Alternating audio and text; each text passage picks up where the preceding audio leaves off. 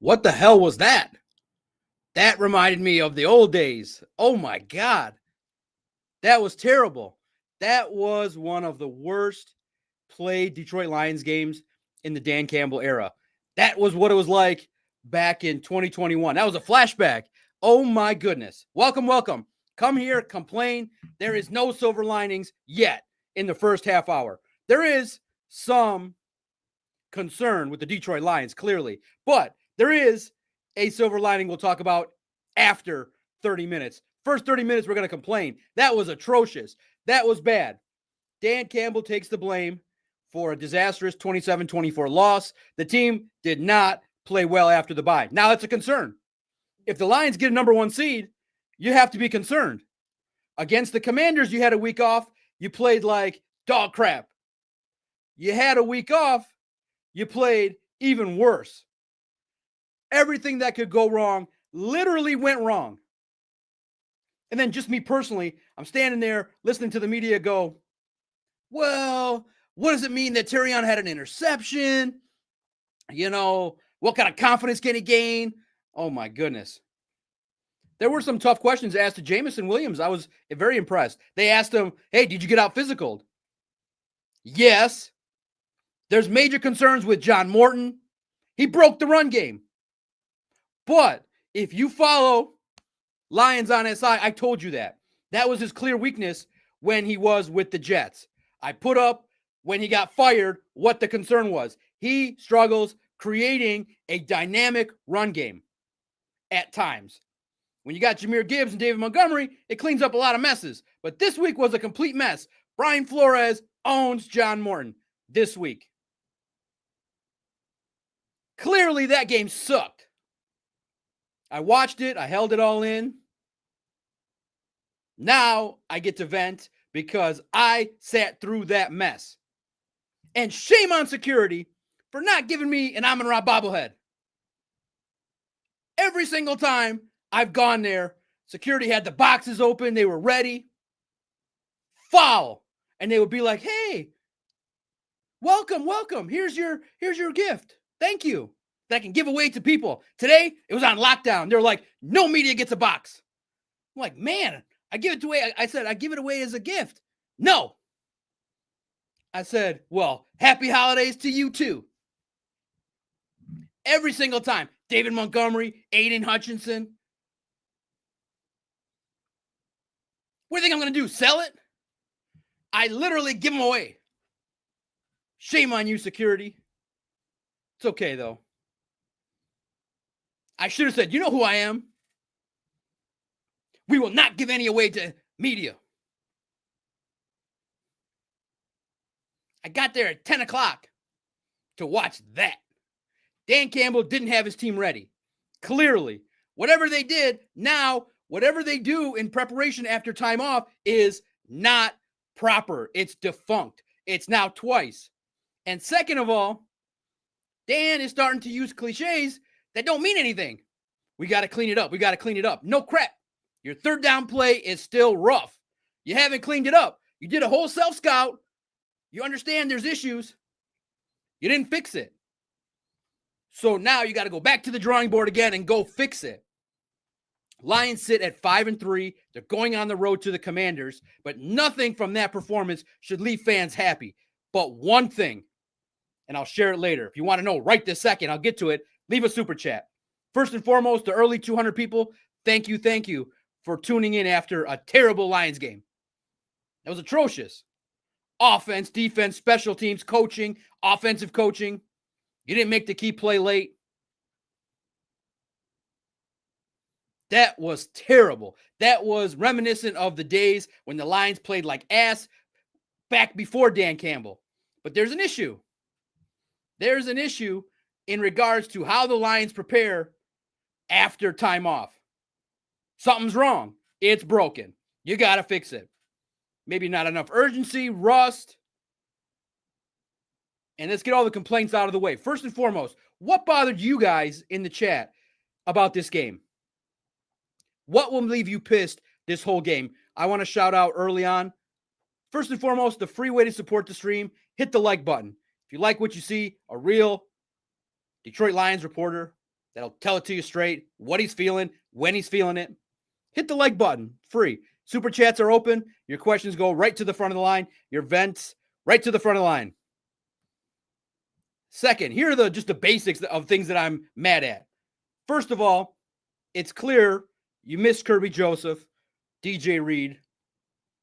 That stinks. I don't need my top safety showing up to the game in a Mario costume. You need to be a Terminator. This is Detroit, man. I know you guys like video games. Great. I like them too. I'm down for some FIFA. But don't show up in a Mario costume. This is Detroit, man. Nobody's Super Mario. Show up as a Terminator. Show up as something else, or don't show up in a costume. Special teams has been atrocious. You get your field goal blocked. You're giving up way too many opening drives to the Vikings on their side, on your own side of the field. You made, on defense, you made J.J. McCarthy look great the first 2 drives. You started the game terrible. You started the game wrong. On offense, you started great. But how is it, does John Morton understand the concept of riding the hot hand? 87 was the hot hand. Great opening drive, you don't see him again. The Lions offense averaged 2.5 yards rushing in the first half. 10 rushes for 25 yards. Is this shit real? With Penei Sewell, Tate Ratledge, and Christian Mahogany. First half summary. I took this. I don't even know why I took this. 10 attempts for 25 yards with a long of 7 yards. John Morton busted the run game. Brian Flores figured it out. Hey, rush through the interior. Can anybody along the interior of the offensive line pick up a blitz? Did we forget how? Brian Flores put on a masterclass on how to defend. Blitz up the middle. Prevent the deep shots. John Morton's responsible for the offensive line struggling. Yeah, it's Hank Fraley's unit, but John Morton's responsible for the entire offense. John Morton has been solved. Clearly, he is a take what you give kind of guy. Take what the defense gives. The Eagles were able to torch the Vikings. They made some adjustments. They played better. But you stopped going to what works. Why did you stop going away from Sam Laporta? Why did you call 15 screen passes? All of them got booed after the first quarter. At what point does someone say, no, Jared, Jared, take control of this. Your man is calling screen, and it's getting flushed because the Vikings are prepared. Brian Flores got tired of Ben Johnson dropping 30 points on him. Why did you call that many screen passes? All of them look stupid. All of them didn't work. Why? You have a Ferrari and you turned it into a Pinto in 2 weeks.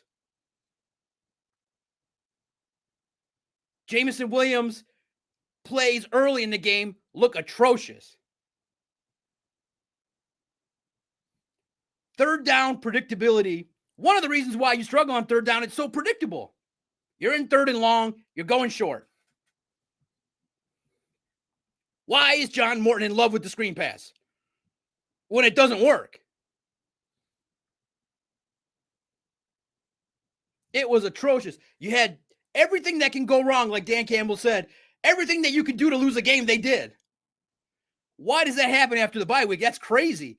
That's when you should be rested. You should do your self-scout. Everything should be cleaned up. Dan Campbell went to the board and said, look, guys, the Eagles are going to pull away. The Chiefs are going to start playing well. The Bears and Vikings are desperate.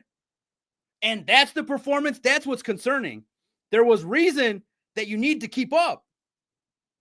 You could have been in first place because the Packers lost. You're getting lucky because their tight end just probably is gone for the season. And then you suffer an injury. Christian Mahogany's out for the foreseeable future.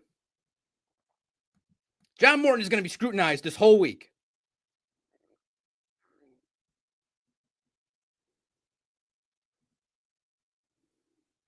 That's the way it is. Everybody predicted a 31-17 win. On paper, I fell for the on paper people. I was like, John, you're being too negative. The on paper people just lie. I don't even understand half the stuff that person writes. But I believed it. I said, I like that prediction. 31-17, the Lions. I mean, literally the previews, though, when you analyze the game, it said Jahmyr Gibbs was supposed to shine. The Vikings' run defense was terrible. Not today. Because, one, I think the biggest reason, what's the biggest reason you guys think the Lions lost? One, your offensive line got punked. That is not what I expected. You're making Jared Goff look average. Shame on that offensive line. They're going to watch that film and be pissed. That offensive line got bullied by the Vikings. The Vikings came to play. The Lions did not. The offensive line played horrible, and you almost got Jared Goff killed. Jared Goff, that's the biggest concern in the playoffs. Guys, when people say, Doc, you're so negative, you don't understand, why don't you ever say that they're going to be Super Bowl caliber? I said they were Super Bowl caliber last week. I said I'm starting to feel it. But that was just bye-week love. Bye-week glow. Enjoying time off. Enjoying sleep. I'm back.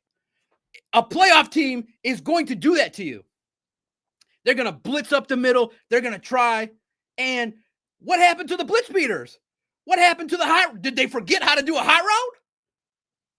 Did they forget how to get Jahmyr Gibbs through the middle of the line and get onto the flats? Where were all the hot reads? Because Jared Goff had no time to throw the ball. It was like drop it to the ground. This is not a Super Bowl caliber team. That was atrocious. That was literally all the things that you would say a bad team does, they did today. Holy cow, that was not the Detroit Lions. Thank you to the 300 people. Smash that like button. Let's get to some of your comments. Justin May, the rapper. I will be pissed off this whole week because of this game. As you should be. You had a chance to get your 6th win, and you got the Commanders and Eagles next. You got to split. That puts more pressure on you. This is a bad loss. And then just me personally, and shout out to you, Justin. After Michigan State lost, I got to see J.J. McCarthy with the game-winning play. I got to see J.J. McCarthy scrambling into the end zone, turning on the Jets to fool you. I got to see Jake Bates missing a field goal. I'm mad too. No, John, it's one game. I don't care. This is the game we're reacting to. This is the post-game reaction where the fan base is pissed. And then the final straw, the final takeaway I had was the officials were god-awful. The officials were so bad, they were like, penalty on number 10. There is no number 10 on the field, you blind ass. Oh, sorry, number 1. They miscalled numbers. And what did you want Jack Campbell to do? Did you want him to levitate? They wanted Jack Campbell to hit J.J. McCarthy and then levitate over his body. The man was trying to do gymnastics to try and land on his knees. These officials were atrocious. Penalty on 69, 61, 14. Open your effing eyes and learn the roster. Learn the rules. I mean, literally, it was like an amateur clown show with these officials. Penalty on the nose tackle. Yeah, no shit, it was the nose tackle. It's number 54. They came in like they forgot their ADHD meds. My God. Everything top to bottom. From the security not being nice and friendly. That's the first time they didn't give out the gift to me. Typically, they just are waiting for me to give it to me. The hats I've given away, the pins, I've given them all away. Today, they were like, oh, we can't do that. What, was the one fan going to get mad? Was the 25,000 fan in one going to get mad for the media guy who gives it away? I said, okay, ma'am, no problem. I did say, you guys have given it to me every single time to give away. Nope. Karma. That's what happened. All right. Damn, that was 15 minutes. I'm still mad. I'm not happy. I'm not happy with that performance. Dave Phipp Listen, if you don't get it together, you only have 6-7 weeks left of a job. Get it together. Your special teams unit is not. Hey, the idea is to start the opponent's supposed to start the drive on their side of the field. Their side, not on our side. What the hell happened to special teams? Everything. I mean, I listed off like 9 things before I even changed the banner. What happened in this game? What the hell was that? What the F? I'm going to go home after this. I'm probably going to be here for an hour, maybe 80 minutes, maybe 67 minutes. But I was mad.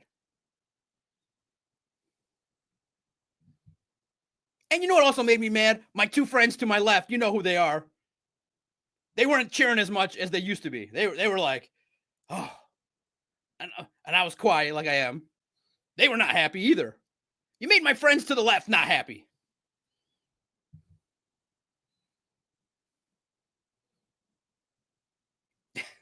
When J-Mo, it was great. When J-Mo had the open route. There's no cheering in the press box, but I like it. They bring some energy. I do like it. My friends to my left. And then the other thing too. This is just a ridiculous thing I'm going to tell you guys over the airwaves. But Mike Stone kicked my chair so hard he nearly broke my back. Bro, take it easy. Take it easy, man. No, he's a nice guy. We always joke around. I always say hi to him. I helped when he was looking for a seat. I pointed. The man, literally, it was like he took a big swing into my back. I was like, oh. And he didn't say sorry. My man. And I'm telling you, these camera people like to poke me in the back, try to get me out of the way. I don't care. I barely moved. If I position myself in front of a player, I don't give a shit about your camera.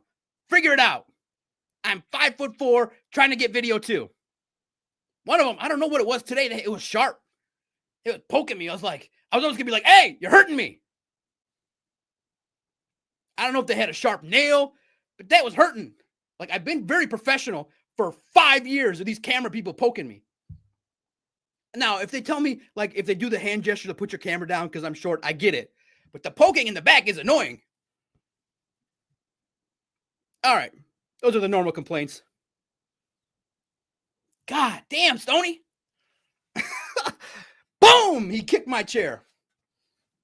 But I do, and part of it's my fault. I do like to sit the chair back a little bit, but not to the point where he kicked me that hard, bro. Was that a message? My God. Dang. Already, Kevin Jeffrey Shepard should tender his resignation. All right, I'm going to get your guys' reactions real fast in the next couple minutes. Shout out to all of you in here. How concerned are you with this loss? Thank you. It's really cool to see this grow. 500 people in early across 2 platforms. If you're on X, hit the like button, hit retweet, comment.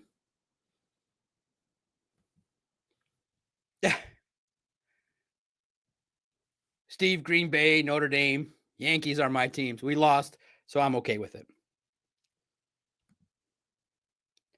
Lagoda looked great, but like you said, why did they go away from that? Absolutely. The keys to wisdom. Always appreciate you. This is the year. This is year in and year out. Lions are a winning team never seen before in Lions history. Listen, it's a tough loss. We are reacting live to a loss that was just, it's not the loss. Look, the Vikings have Brian Flores. He's not a bum. But Ben Johnson made him look like that. Ben Johnson scored 30 points regularly. There's a standard. John Morton's not meeting the standard. He will be criticized all week. It's not the standard. John Morton is an above average offensive coordinator, but he's not elite yet. He's tanked the run game. And it was a concern coming in. You had some explosive runs. There's some concerns. The big concerns are, and Amon-Ra was asked it today, the teams are playing shell defense. They're not letting the Lions go over the top. They've wiped out the teams that have good corners and safeties can wipe out the explosive plays. Well, what do? You gotta stay on schedule, as they say. You can't have 3rd and 9. I mean, literally, the dance of football was out of whack. It was like they were dancing with 2 left feet. 3rd and 9, 3rd and 11. They'd get it to 2nd and 4, false start. They'd have a penalty or an issue. J-Mo got mad at Brock Wright. J-Mo's going like this in the stand, like after a false start when the Lions were driving. J-Mo's flapping his arms like, what the hell's going on here? J-Mo had an outburst, not even an outburst. He was like going like this, like, what's going on? Brock Wright with a penalty. Then the funniest play you're ever going to see, and that's the one that's going to piss me off the most. 2 guys shifting and a holding call. That is procedural. That's practice. That's the John Morton effect. Get it together. Attention to details. 2 guys shifting at the same time, which is illegal, and a holding call. This is the Detroit Lions. That's not the standard, clearly. It's a bad game. And remember, the doc told you all this. I said there's going to be one game where they lose that you don't think they're going to lose. That's why my homer prediction for the rest of the year was 13-4. But I said I feel like there's going to be a game. I thought this would happen against the Giants and the Steelers. It happened now. Fine. But that's it. Can't play like that. And Dan Campbell's got to stop saying we're going to correct it. That's his crutch now. We're going to correct it. Well, if you keep saying it and you don't do it, nobody likes that either. Correct it means go and fix it. You got a problem on 3rd down, being on schedule. There's way too many 3rd and longs, and it's not good. That was atrocious. The crowd was booing. That was a weird crowd, too. They were angry. I've not heard an angry Lions crowd in a long time. Booing. Man, that was an angry crowd. I'm not used to seeing the offensive line and defensive line struggle that much. And you let J.J. McCarthy win a game. Nick, Doc, the Lions may not be able to correct the issues. Can the Lions fix this, guys? What's wrong with the creativeness of the offense? What's wrong with the explosiveness? What the heck just happened? And you guys also got to remember, thank you for your patience. You guys are aware I'm 7 rows up. I have the worst vantage point. So I thought the Aiden Hutchinson call was egregious. But I mean, I don't think he intentionally meant to swing on his leg at J.J. McCarthy. That got called. My God, that was atrocious. That was bad. Boy, I haven't seen a game like that come off in a long time. Whew. Unacceptable. Especially with Dan Campbell saying in the start of the week, he laid out, guys, the pretenders reveal themselves and the contenders reveal themselves in November. That was frightening. What was more frightening? Your safety showing up in a Mario costume or how they played? Bro, we don't show up on the sideline in a cartoon outfit. This is Detroit, man. I mean, this is Detroit. Show up as the Pistons Korean dude. Probably would have got more clicks. Kirby Joseph should have showed up as Tom Herr. You needed to pay for Tom Herr to stay. Lions. I know he's got to go back to work.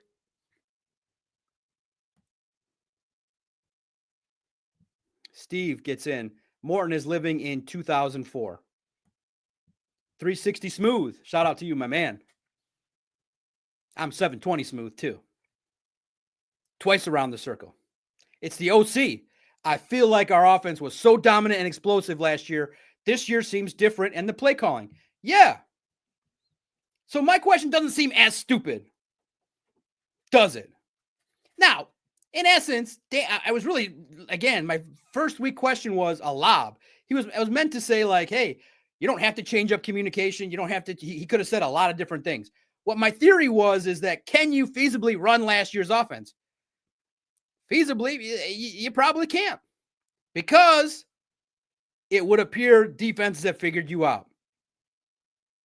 And your offensive line is not as good. Frank Ragnow leaving. It's a big deal.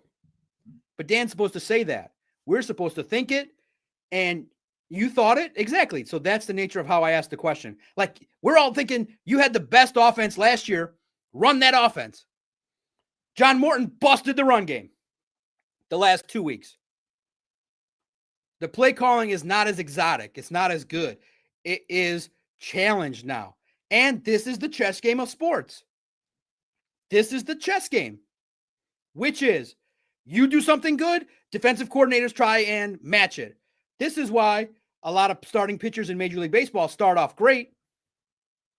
And everybody that's a Tigers fan, if you remember back in the day with me, Chris Shelton, Red October, Mr. Red, had a great month. Once the people figured out how to pitch to him, never showed up again. Now teams have figured out, oh, we can make the lines predictable with some shell coverages and the way in which we take away their deep threat. It's only one deep threat. We're going to take away J-Mo. Let Amon-Ra get his, and we'll stack the box, which today I couldn't believe they ran it into the box at the goal line. That was one play I didn't like specifically. David Montgomery fumbled the ball. That was just not a good game. Starting with the offensive line. I think the biggest culprits is the offensive line. Graham Glasgow, Mahogany, and Ratledge got owned. Owned. O-W-N-E-D. It was bad. It was just a complete and utter disaster. That's what happened. That's 25 minutes of yelling. Sorry, guys. But I feel like I summarized exactly to a T what happened, and I'm not happy about it.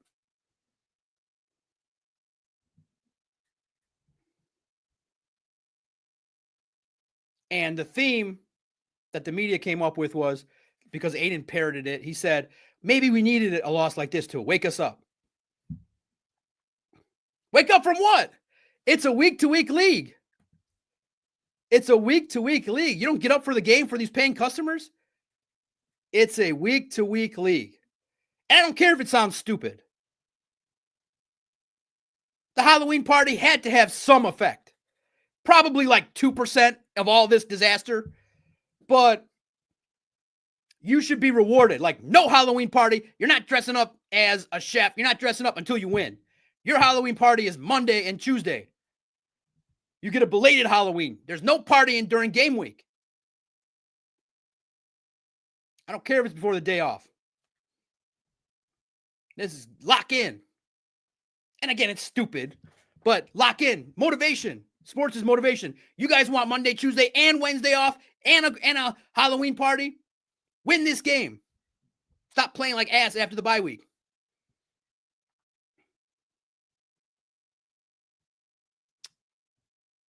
The offensive line is not as talented. They're young and inexperienced. They got exploited by a veteran, gritty defensive coordinator. Now you guys realize last year when I went on Crunch Time and said I was scared of Brian Flores. That's what he can do to you. But Ben Johnson owned him. He was creative. He was explosive. Jared Goff had time. I mean, the number one formula for Jared Goff is time. Jared Goff had no time to do squat. And like I said, offense, defense, special teams, coaching, officiating, game plan. Oh my God, literally it's all of them. Offense, defense, special teams, coaching, play calling, game planning, bye week, terrible officiating, Doc not getting a bobblehead, all those things, Doc getting kicked in the chair, all those things put together a formula for a loss. How nervous are you guys? How nervous are you guys that the Lions lost this game? Are they going to spiral? They haven't lost since 2022, back-to-back games. See, Steve, my man Steve, I want you to listen closely because this is what you do that people do that makes the internet not fun. I said it's all of the formula. Everything. I said it was 2%. I think I said that. And if I didn't, it's 2%. Me getting kicked in the chair by Stoney is 0.001% why they lost. The security guard with her Amon-Ra St. Brown clutching is 0.0001%. It's all the factor of why they lost. Yeah.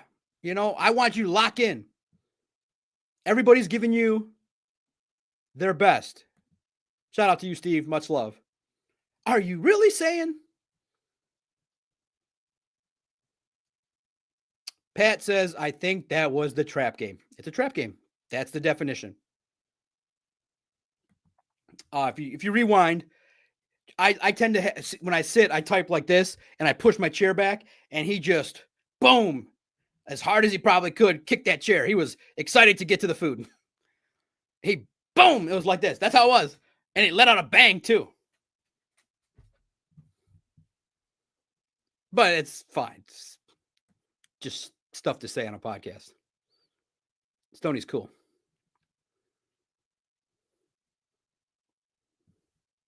Bill.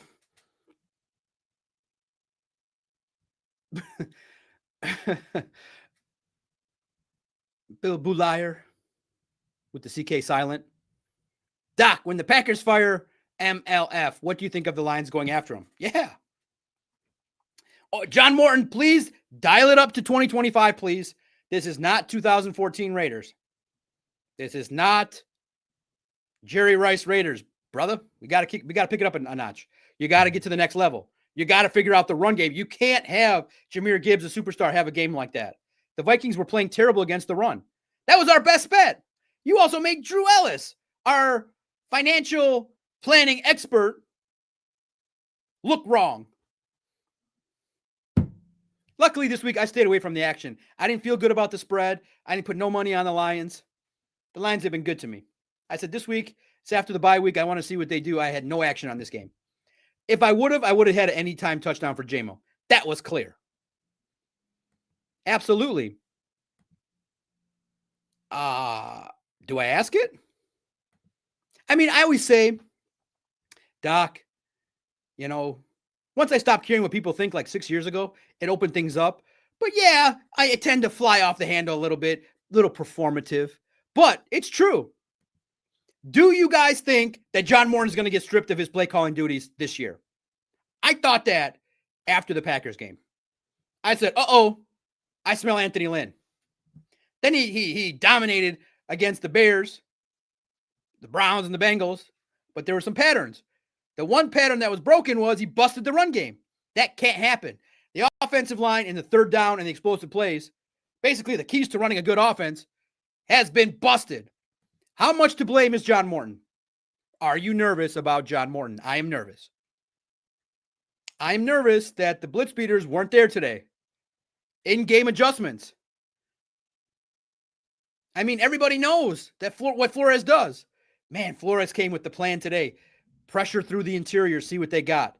Oh my God, Goff was running for his life. I hated seeing that. I hated seeing Goff run for his life. Guys, you're taking advantage of a man that's durable.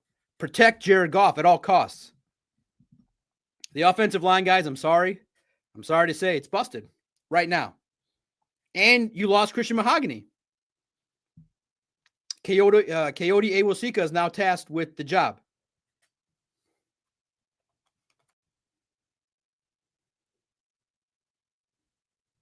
Listen, John Morton has a chance. Guys, remember, they're 5-3. There's still opportunities, but the concerns are there. Fix the third down, fix the explosiveness, get everybody in the rhythm, ride the hot hand, be a little bit more elite. The offense is at the moment. Otherwise, there are elite guys coming available. Matt LaFleur or Mike McDaniel. Who would you take from those two if they're available? OG Mike McDaniel would be a little rough to talk to. But Matt LaFleur would be worse. Matt LaFleur doesn't even like Halloween. He would be like, there will be no offensive players showing up at Halloween parties. Ooh, Kevin gets in. Jared Goff was asked today. The whole offense was pretty bad. I think that's partly due to the offensive line. It really wasn't Jared Goff. Oof. I wasn't expecting to read that today. How concerned and how much is John Morton to blame? What's wrong with the play calling from your perspective? What happened today? Again, remember, I'm 7 way up, bad vantage point. Got to check the radio, check the live play-by-play, check the television before, and type words. But I do love the game recaps. And if any of you want to be so kind, I've written game recaps for 8 years. I've never really had a critique of it. Let me know. If you guys go read the takeaways, I try to use alliteration. I try to create spicy headlines. Today, I just said it was a disastrous loss. That was my first thought. Typically, it just comes to me like a creative space, and I just type it. But if you guys read it, let me know how I'm doing. That's the one thing I've never asked. I've asked for critiques on the podcast, on the YouTube. I've asked for critiques on a lot of things. I've never asked, how am I doing on the game story? It's a lot. And I just take, this is like 2 minutes for me to say, whew, it's a lot. I'm almost tired now too, after 35 minutes. It's a lot. You're trying to keep up with everything. You're trying to remain emotionally stable because I am a fan as well. You're like, gosh, this is terrible. But you're typing, you're getting all the stats, you're organizing, you're getting your video plan together, you're getting your, who am I going to talk to? And check it out. Oh, I already, see, look at that. I already missed it. The 7:15. And then you got Vito. Look at this. This is my 2 minutes. Vito is like the Lions. Vito just had a botch. I'm like, if you're watching Vito, you just had a botch. This is why I love Vito. In the middle of the game, first of all, let's check to see if they got the 7:15 story out without all my involvement. And of course, my internet zone's terrible here in Sterling Heights, Michigan. Studs and Duds was last, and the next one should have been a Twitter reaction of how bad this game was. Let's kick in this Wi-Fi here, see if these guys did it. Now, this is 2 minutes of me complaining about Vito. In the third quarter, I sent him his column for tomorrow with the headline. And he just texted me at 7:30 and maybe came in late, but he's like, John, what's my column idea for tomorrow? You guys want to know? I sent it to him 2 hours ago.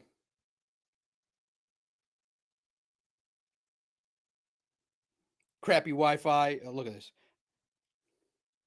My phone's not even updated to the right thing. Man. Twitter's blowing up with all your comments. YouTube comments are blowing up. Thank you guys humbly. Let's see if they got this out here. I got to get the Twitter story up here. Let's say pub the Twitter story to the fellas.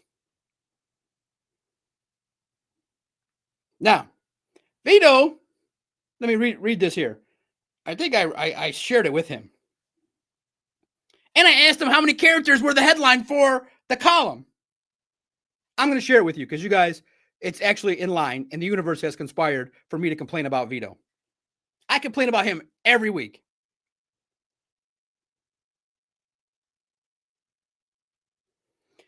I said at 4:30, clearly this week, John Morton is the column. Clearly, John Morton raises fear. Lions offense is too overwhelming to operate. That's Vito's column from the boss. Why at 7:30 is he messaging me? What is my column idea? And you wonder why I get mad at journalists? That's why. I love you, journalists. I really do. You go and you fact find and you try to build these relationships. But my God, Vito, what are you thinking for my column tomorrow? I shared it with you 3 hours ago. John Morton is the column. We're going to complain about John Morton.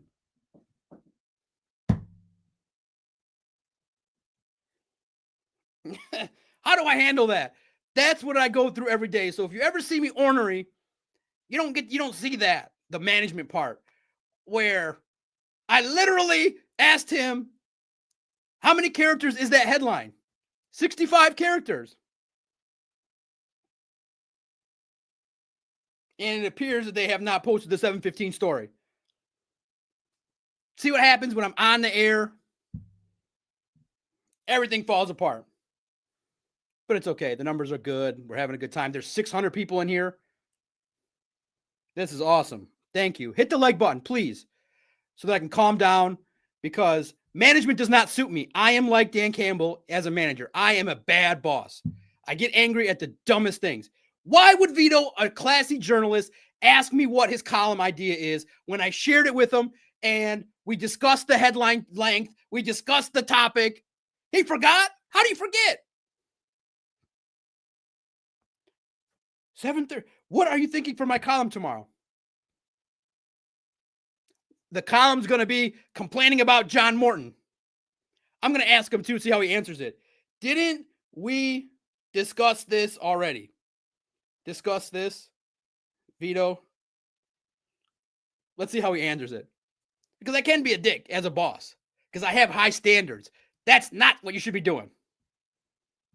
You should not text your boss something you've already established and done. I'm busy. I got a lot on my brain. I have another business to run. I'm running this one pretty well. That's the stuff that bothers me. We discussed it, Vito. John Morton is the column. We're going to complain tomorrow about John Morton. Now, outside of complaining about Vito, he will write eloquently why John Morton's bad recently.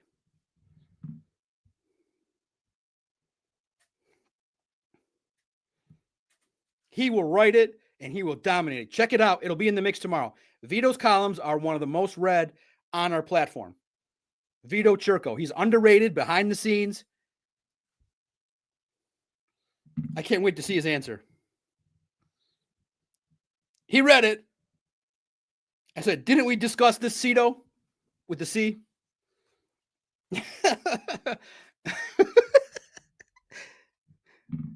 He won't reply. That's the best part. He's going to be like, oh, yeah. That's what it's like. So forgive me, Lord, for being a little crass with these journalists, but that's what it's been like operating with them for 7 years. It's like beating your head over a drum. In media, things change quite a bit. So to tie it in, journalists are like John Morton. Defenses have adapted. Journalists take forever to adapt. Forever. Vito, we got to do things like this.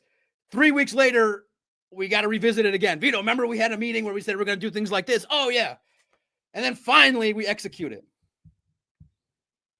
John Morton, ride the hot hand. If Sam Laporta is so open, keep doing it. John Morton's like a journalist. And remember, I love journalists. I have 3 of them. Nice people. But my God, make it hard to manage. I'm clipboard throwing with these journalists. What are you thinking for my column tomorrow, John? And I've got it so good. We have such great topics that I give him. He never goes, can I write this? He just is happy to let me give him the topic because they're so good. All his columns come from me. All of them. Vito, write this. Could you, Vito, one time be like, John, I know we're going to write about John Morton. Could you just come to me and be like, we are going to write about John Morton? Nope.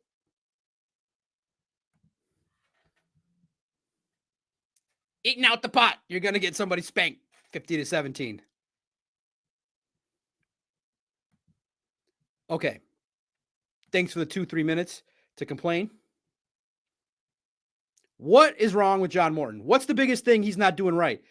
Because you talk to these film people, and listen, I talk to all these people, the film people, the stats people, the analysts, the hardcore journalists, the sports talkers. I talk to them all. I naturally gravitate toward the sports talkers and the podcasters because they can have a conversation. They're not awkward. They can handle a little bit of a non-PC joke. The way I view it is, I don't feel like there's a heavy amount of diversity in this offense. Pass play, run play. I don't feel like there's building upon plays or exposing. Like literally the Eagles showed you how to expose the. There was actually best way to put it. There was one route that played in the Lions' favor for JMO. He went in motion. He clearly identified it was zone because nobody went with him, and he got into the middle of the field. But outside of that, it really feels like the Lions are reactionary. Go punch these teams in the mouth. But you can't. It's like it's not all John Morton's fault, but it's a big portion. This offensive line has stalled the offense. There's a problem, but that's on John Morton. The blocking schemes are not creative. They're not opening up big lanes. You lost the battle in the trenches, probably for one of the first times truly 10-8. Most of the time, the Lions are winning rounds 10-9 every quarter. This time, you lost the battle of the trenches 10-7. You got worked by the Vikings defensive line. And now you opened up the lane where people are going to copy you over and over and over. People are going to copy how to stop the Lions. Play shell coverage, take away the deep passes, make the Lions go intermediate, make them predictable. I hope, Steve, that I'm making sense because, like I said, I have a lot of thoughts and I just want to kind of scream into the microphone because I'm so upset they lost. And not really that they lost, that they let J.J. McCarthy do this, that they let Brian Flores, who you've won already. It's like basically you've been stealing from the kid, and then the kid just came out and super kicked you. We've been stealing from the Vikings. We've been stealing their candy, stealing their lunch money. We've been the bully. We went up to take our $5 for the week, and they super kicked us in the head and knocked us out. And they put it all over TikTok. The problem is, David, Lions smell. The problem is teams have adapted and we are not adapting as well. Vito has not replied yet to, did we not already discuss this? And really, truly, I am a mean boss. I'm not nice. High standards here at SI Detroit Lions. Detroit Lions on SI. Did we not, Vito, talk about this? It's funny. The Twitter story is now out. If you want to see the fan reaction, some of you are not on Twitter. At Lions on SI, you can go see what the fans have been thinking. They are not happy. Atrocious loss. Twitter reacts to Lions' atrocious loss. It's a good headline.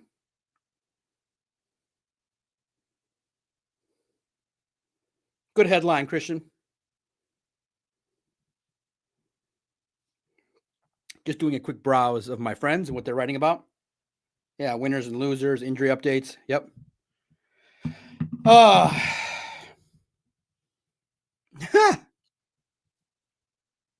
Will do, Steve. Remember, hour for you, 5 minutes for me. Like we said, though, Steve, the ball, the way in which John Morton has been operating is a big part to blame. The play calling has been very, very behind the times. I still cannot believe he called all those screen passes with the crowd booing. Like, he was so stubborn. And see, here's where football gets geeky. Okay? You go in with a plan.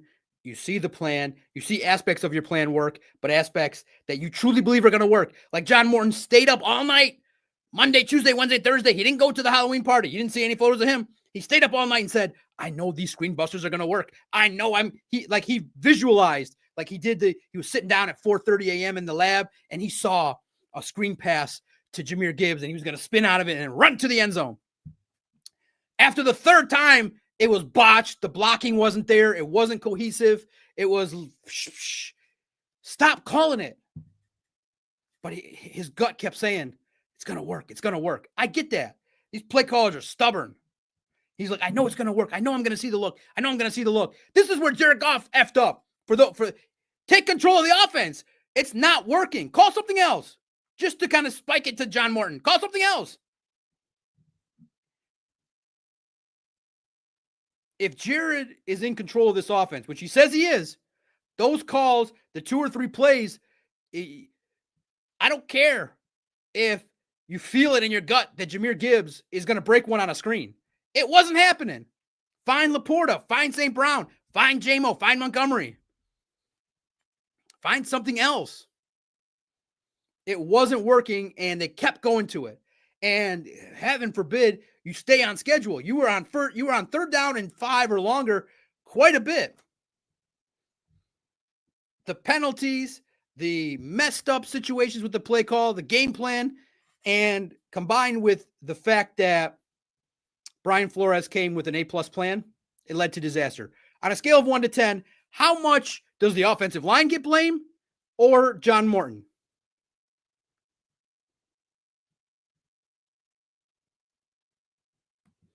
I am fired up. There's only 17 of these, and I do care. Should I not be? Am I too fired up, Steve? You're my moral compass. This is how I run. This is how I am. If you watch a game with me, I will be standing up. I would have stood up today. If I was a fan in my living room, I would have said, "What the F, John? Stop calling that.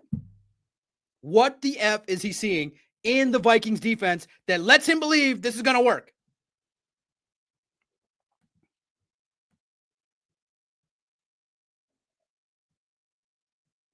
The offensive line is a real problem.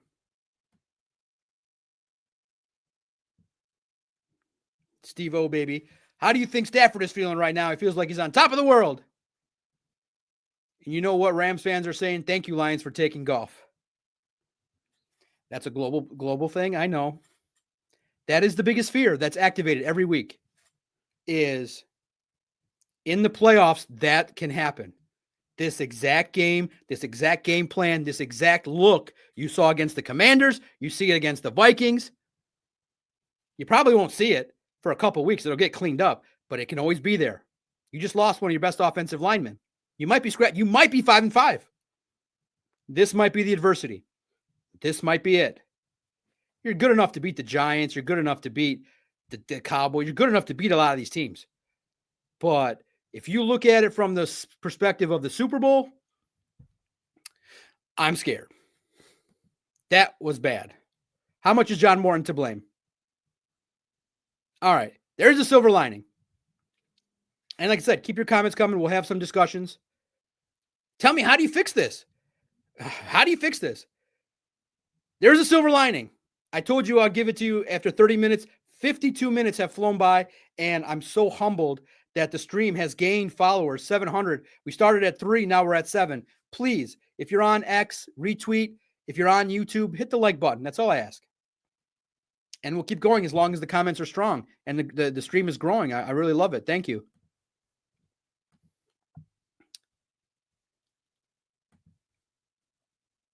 There's a silver lining. I think you know what it means. There's a silver lining in this whole equation. Silver lining, people. You know what that is? I'm going to go home. I'm going to have 2 glasses of whiskey. That's not the silver lining. The trade deadline is this week. Thank you, God.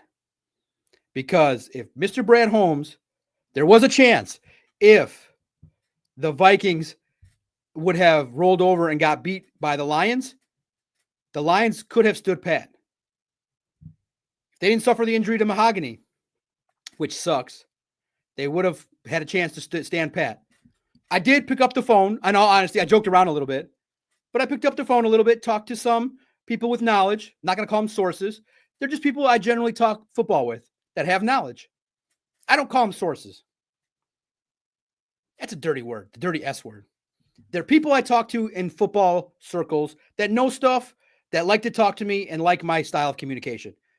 I shared on X what my style of communication is. I usually call them up, ask for money. I tell them, I don't know, I'm doing this YouTube thing. I really like it. And then we start talking ball. What do you think about this? What do you think about that? Could the Lions do this? Could the Lions do that? And we generally have a football conversation. And so they were saying, like we all thought, and one of you guys said it, I had the doc plan, defensive line, offensive line, corner. One of you smart people said, Doc, get with it. You're a shrink. OCD, offensive line, corner, defensive line. Yeah, you got to go offensive line. And I wrote that. So you can check it out. Honest conversations I've had with people that know stuff. Lions have been calling. They've been burning up the phones. They want Trey Hendrickson. The Bengals are not giving him up. And the problem is, and it's revealed in the story, the teams that are, the Lions are in competition with teams that are willing to give up multiple picks, and teams are asking the Lions for players. They're not really caring about the picks because the Lions picks are going to be lower in every round, the 30th pick. So teams are listening to the Lions. They want players. They want Branch. And of course, the Lions are like, no. They want players. So that's the dilemma the Lions face, is that they're trying to make deals, but the teams want numbers of picks and they want players. But the Lions have tried. They're trying. Offensive line. But here's the thing. I think that the silver lining is Brad's going to have to get 2 or 3 players.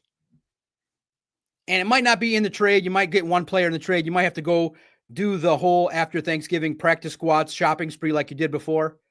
But there has to be an urgency that we can declare after 8 games and after watching the Chiefs and Bills go back and forth and after watching the Eagles when they fired up and the Rams, you are not honestly a true sit down, kick your feet up, socks off, chilling, no worries Super Bowl team. That's what I want. And I don't care what anybody else thinks. This is a good team. It's 1 loss. It's pretty clear. If your offensive line can have performances like this multiple times and your head coach keeps saying we're going to correct it and you don't correct it, there's a problem. We are not overreacting. We are reacting to this loss. So Brad Holmes has to improve this team.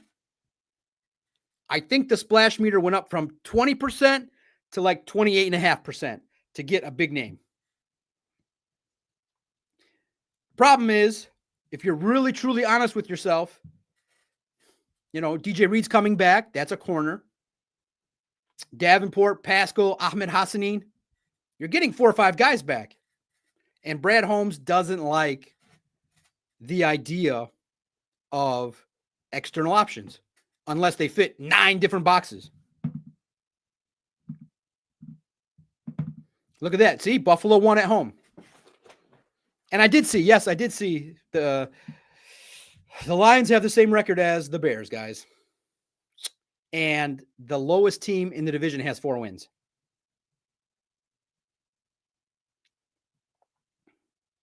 Here's a novel idea. Why is Tesla sitting on the bench, just doing nothing? Spark the offense. You drafted him in the 3rd round. He's not a rookie anymore. What's the problem? For a 3rd round pick that you traded up that much for, you got to use them.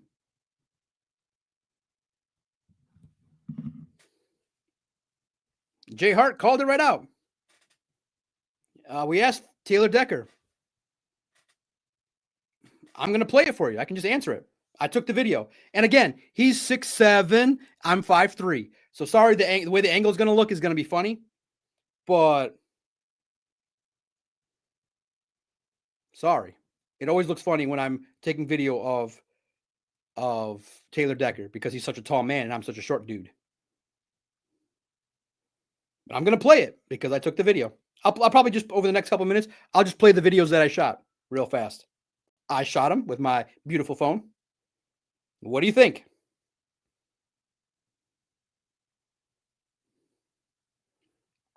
Sorry, first and foremost, I got to share all these links to the fan reaction. Oof, you guys were fired up. I'm really happy you guys are fired up over the loss. Thank you guys. The stream keeps growing after an hour. I'll stick with it. Thank you so much for listening to me complain and react. Thank you to the commenters. There's been so many. They're coming in so fast, I can't even play them all. Oh, Steve, you listened. You're listening back, Steve.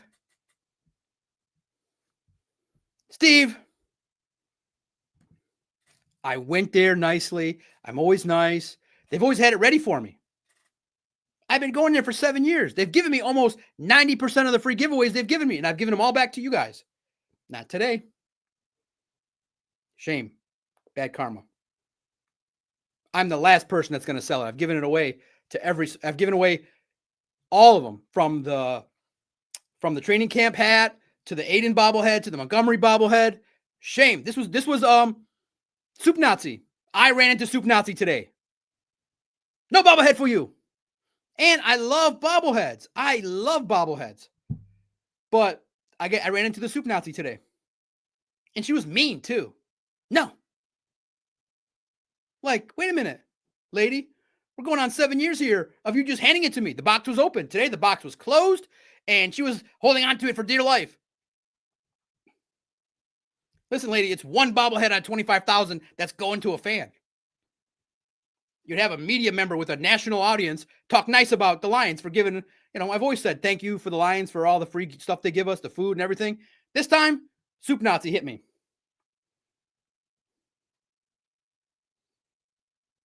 No bobblehead for you.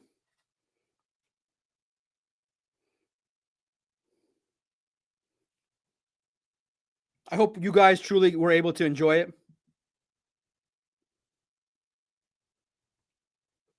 Anakin, shout out to you. Hope you've enjoyed the hour. Always appreciate you checking in. Yeah, they probably figured it out. They're like, this guy we're not giving squat to. He writes this. No, you just know. You just know. You can tell. Every time I go there when there's a giveaway, the box is open, everyone's friendly, having a good time, laughing. Hey, good seeing you. Hey, good seeing you. Can I borrow some money? No, come on, man. You're rich. I'm like, I still need some money. And we joke. We have a good time. I'm like, hey, I'm still Middle Eastern. Why aren't you guys checking me? I'm like, hey, do your job. And they're like, ah, ha, ha. We joke. I talk to them all, and they hand me the thing, and I go to work. Today, that was not the vibe. Today, I think they probably had a meeting, and they were like, you best make sure these fans have a bag, or they're blah, blah, blah, blah. I don't know what the hell they were talking about, but they were bitchy. Ladies. Before, the same. They were ladies. They were always friendly. Nice. Today, flag planted mean. Shame. Listen, I don't care. People have bad days. It's Sunday. They ain't me. They ain't happy. I freaking skipped down. I skipped down from the bus to the stadium all happy. Everyone's looking at me. I'm the happiest guy there.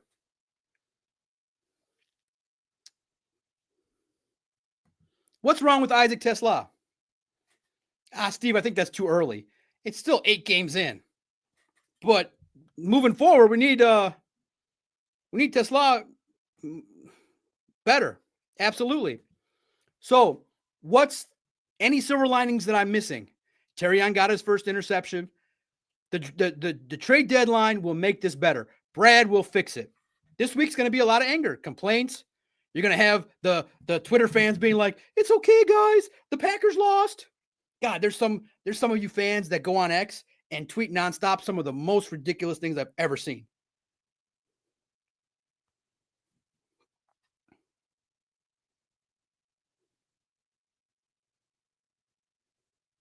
Is Kevin Zeitler the silver lining?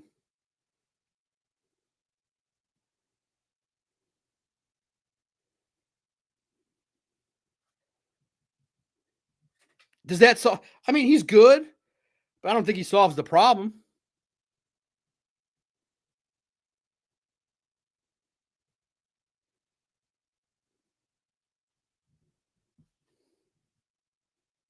Huh. Right. Right, Steve. It's really, man, it means a lot to me, man. The stream keeps growing. 725 people on a Sunday with competing streams. That's really cool.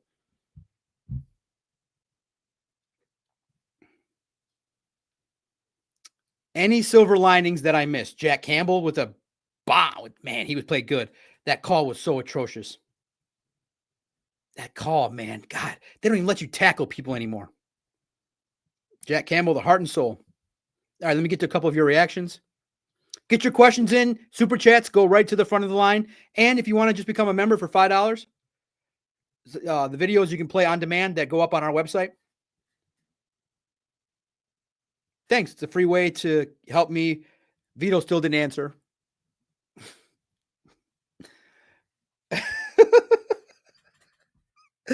To me to continue to support these 3 journalists who protect me. That's the trade-off. They protect me, make sure all my words sound professional, and I yell at them for repeating back to me what we met about 3 hours ago.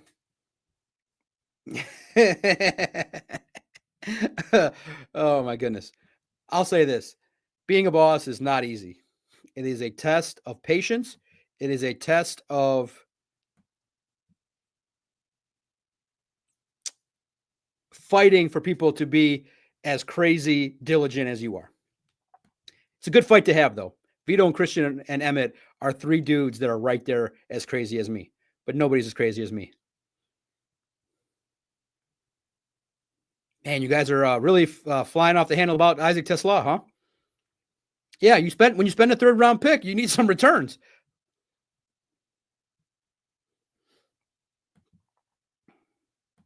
What? Any silver linings? Lost Angels, thank you so much for the $1.99. Ragnow and Zeitler gone. Knew it would be hard. Yeah, that was a concern. And let's remember, we are 5-3. You are going up against a Commanders team that's vulnerable. It's going to be on the road. You're going to face a tough task with a mobile quarterback. It's going to be a tough task. So you get there 6-3, you might have a tough task against the Eagles 6-4. So you gotta keep fighting. You gotta keep improving.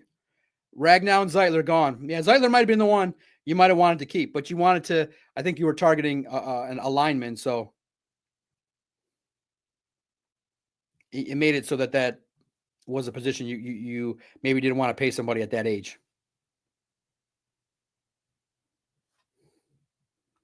So, what's the concern on third down? Let me fix this chair here.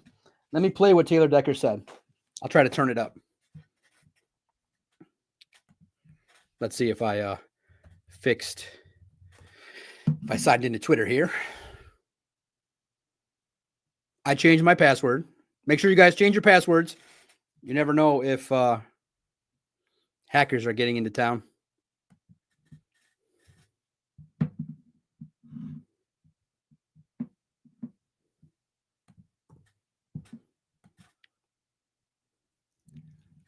Is there an offensive lineman you think the Lions should target besides Zeitler? I feel like he's the most comfortable.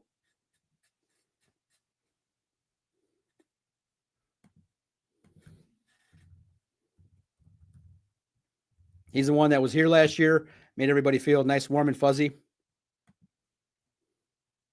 I agree with that.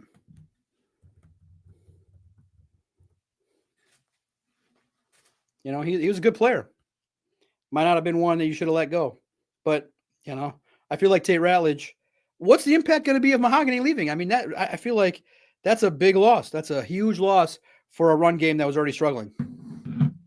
I'm disappointed that happened to him, man. It sucks. The cart comes out, kills the vibe of the stadium. Everybody was concerned. It sucked.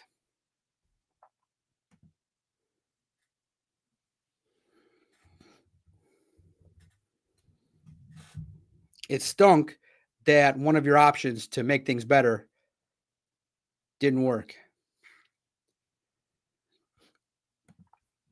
Now, here's what's going on. You guys asked what's going on third down. Here's what I'm going to play 3 clips from Taylor Decker,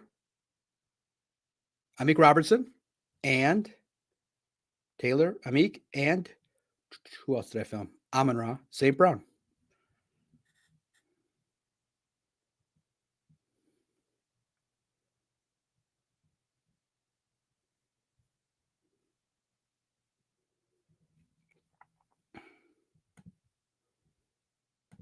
What's going on was the question on third down.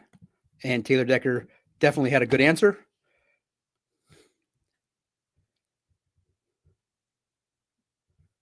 Just talking about third down, being in third and long quite a bit, the penalties, all the stuff that happened. It just was all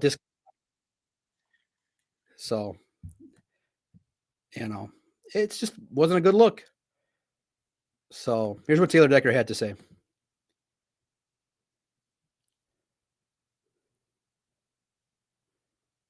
Well, we were in third and long a lot. We got to stay on schedule. That's going to be the biggest thing. So first and second down is going to make third down a lot more manageable. I'm sure it wasn't everyone, but it felt like we were in third and 8, 9, 10 plus a lot today. And penalties factor into that too. There were some penalties. So it's going to be hard to, hit your success rate that you want on third downs if you're in third and long all the time. You need more, third and mediums. Well, we're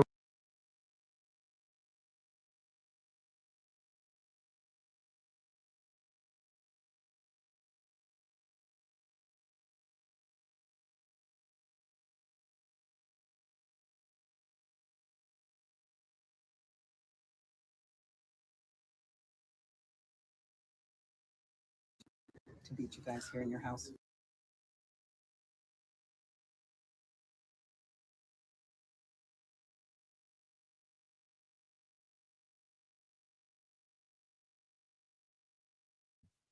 Here's Amik Robertson talking about feeling like the Lions. Here's Amik Robertson talking about feeling like the Lions gave away the game to the Vikings. To beat you guys here in your house. I mean, it's always a bad feeling coming off a loss. I mean, you know, losing a game, you know, especially a game that we gave them, you know, so get back to the drawing board, bro. You know, sometimes this league, you know, this shit like this, you know, you losses like that, you know what I'm saying? It reflects on how you shake back from it. To beat you guys. So that's Amik Robertson. And he credited him later in that comment. I'm only allowed to film so much with the Lions. So that's that. And then finally, Amon-Ra St. Brown. And Steve, I didn't forget you. I'm going to get to you next. And then boom, it was Amon-Ra. Amon-Ra was asked directly. And that's the look he gave when asked, what's wrong with the offense? Where's the explosiveness? What's going on? I'm not sure. You know, gotta watch the tape. Obviously, you could play, you know, safeties over the top, eliminate, you know, deep balls and whatnot. But you just gotta be better.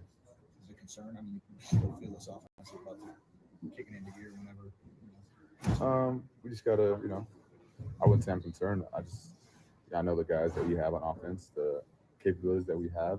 We just gotta put it together and continue to get better.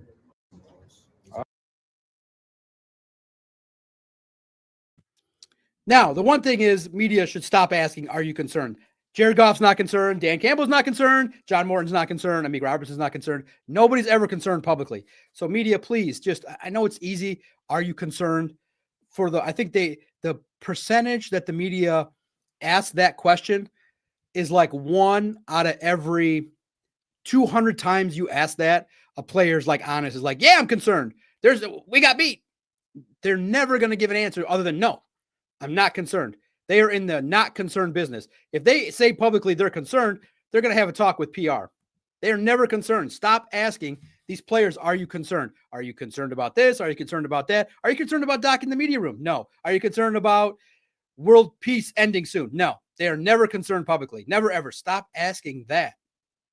They are never, ever concerned. Am I concerned that we just lost the game? No. We just lost. Dan Campbell was not concerned in 2021 when they were losing. He was not concerned. I feel like we're just a couple plays away. I'm not concerned. I'm not concerned. They are not concerned. But Steve wants some questions asked. So fire away. I'll write them down. Steve with the $9.99 super chat. Thank you for your patience. I'd like to see some tough questions this week, specifically to the drunk John Morton. What questions would you like asked? Put Dan or John Morton. Put them in the comments, please. What is the tough question? I mean, it's just going to be, we got to execute better. John is a tough interview. He's old school, and he's very, very much in line with, I want to forget this game. And he'll be like, okay, I can probably answer them for you. We just got to execute better. It's a lot of things. It starts with all of us, including me. We got to block better. We have to have, we got to stay on schedule. And basically he'll just repeat, if he's smart, he'll just repeat what Taylor Decker just said. I'm not concerned at all. We'll rebound. We have some things to clean up, but we'll clean it up. But we'll ask. Steve, we will ask questions. But, Steve, is this a setup? Are you trying to get me thrown out because you know I will ask it? Are you trying to get me blasted from the media? Are you trying to hustle me? No, I mean, it's at this point, what's tougher in my position is I know the questions you guys want to ask. I will ask them, but I feel like a lot of them I know the answer to. It's about execution. It's about, making sure it starts with the run game. And with our offensive line has to block better. We just got to get back to our Detroit line style football. But we'll see how my perception of what they'll say matches the truth. What are the tough questions, Steve, you would like asked? Put them in the comments, and I'll see them for sure. What do you want to know? What is the toughest question? I mean, the toughest question is, Dan, you've said multiple times these issues need to be cleaned up, but it just hasn't happened yet. Why? Why have you kept saying you need to clean up these issues offensively and it hasn't, you haven't kicked into gear yet? Shout out to you for the $9.99 super chat. I'm so humbled. That's really nice of you. Super chats go right to the front of the line. Addressed first. What did you guys think about what Amik Robertson said? The Lions gave the game away. Amon-Ra's not concerned. He said, look, defenses are adapting to the Lions. But the Lions are going to adapt by making some trades, baby. Final 5 minutes before I get out of here. Thank you, guys. We got to 825. It's still growing. It feels like it's this post-game show, you guys have shown it a lot of support, man. It makes it hard to leave. 825 people on a Sunday listening to the doc. Someone this week called me YouTube lucky. I only started on YouTube in February. I'm podcast lucky. Had a running podcast for 15 years. YouTube lucky. I am lucky. They pay you to do this. It's crazy. Who fixes this? Let's go. Defensive line, Carl Granderson. Offensive line, Evan Neal. Kevin Zeitler. Cornerback, Reek Woolen. Want them all. OCD, baby. OCD. OCD. Offensive line, bring in Zeitler. Bring in Evan Neal. Bring in 4 or 5 players. Let's go. Splash it up. Make us work hard. We already got 5, 6 stories ready for tomorrow. I want trades. I am concerned that Brad is a tough person to make trades. He likes his people to look a certain way. They got to fit all these boxes. And I feel like the Eagles are going to bust out with, we've announced the trade for Trey Hendrickson, but giving up 3 first-rounders. And then I'm going to have a coronary. I'll come back tomorrow. And if the Eagles, only the Eagles, if the Eagles trade for Trey Hendrickson, come on this stream because I will scream my head off. I will literally tell you what I'll scream. I will be like, the Eagles found a way to trade 3 first-round picks. Why did you not do that? So heaven forbid, I will blow a gasket. That's not what I want to see.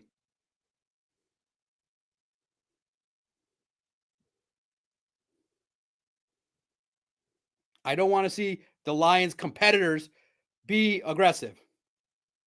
So make sure the Bengals, it was a tough game. You were in it. You're so close. Trey wasn't even playing. You held the Bears to only 40, some odd points.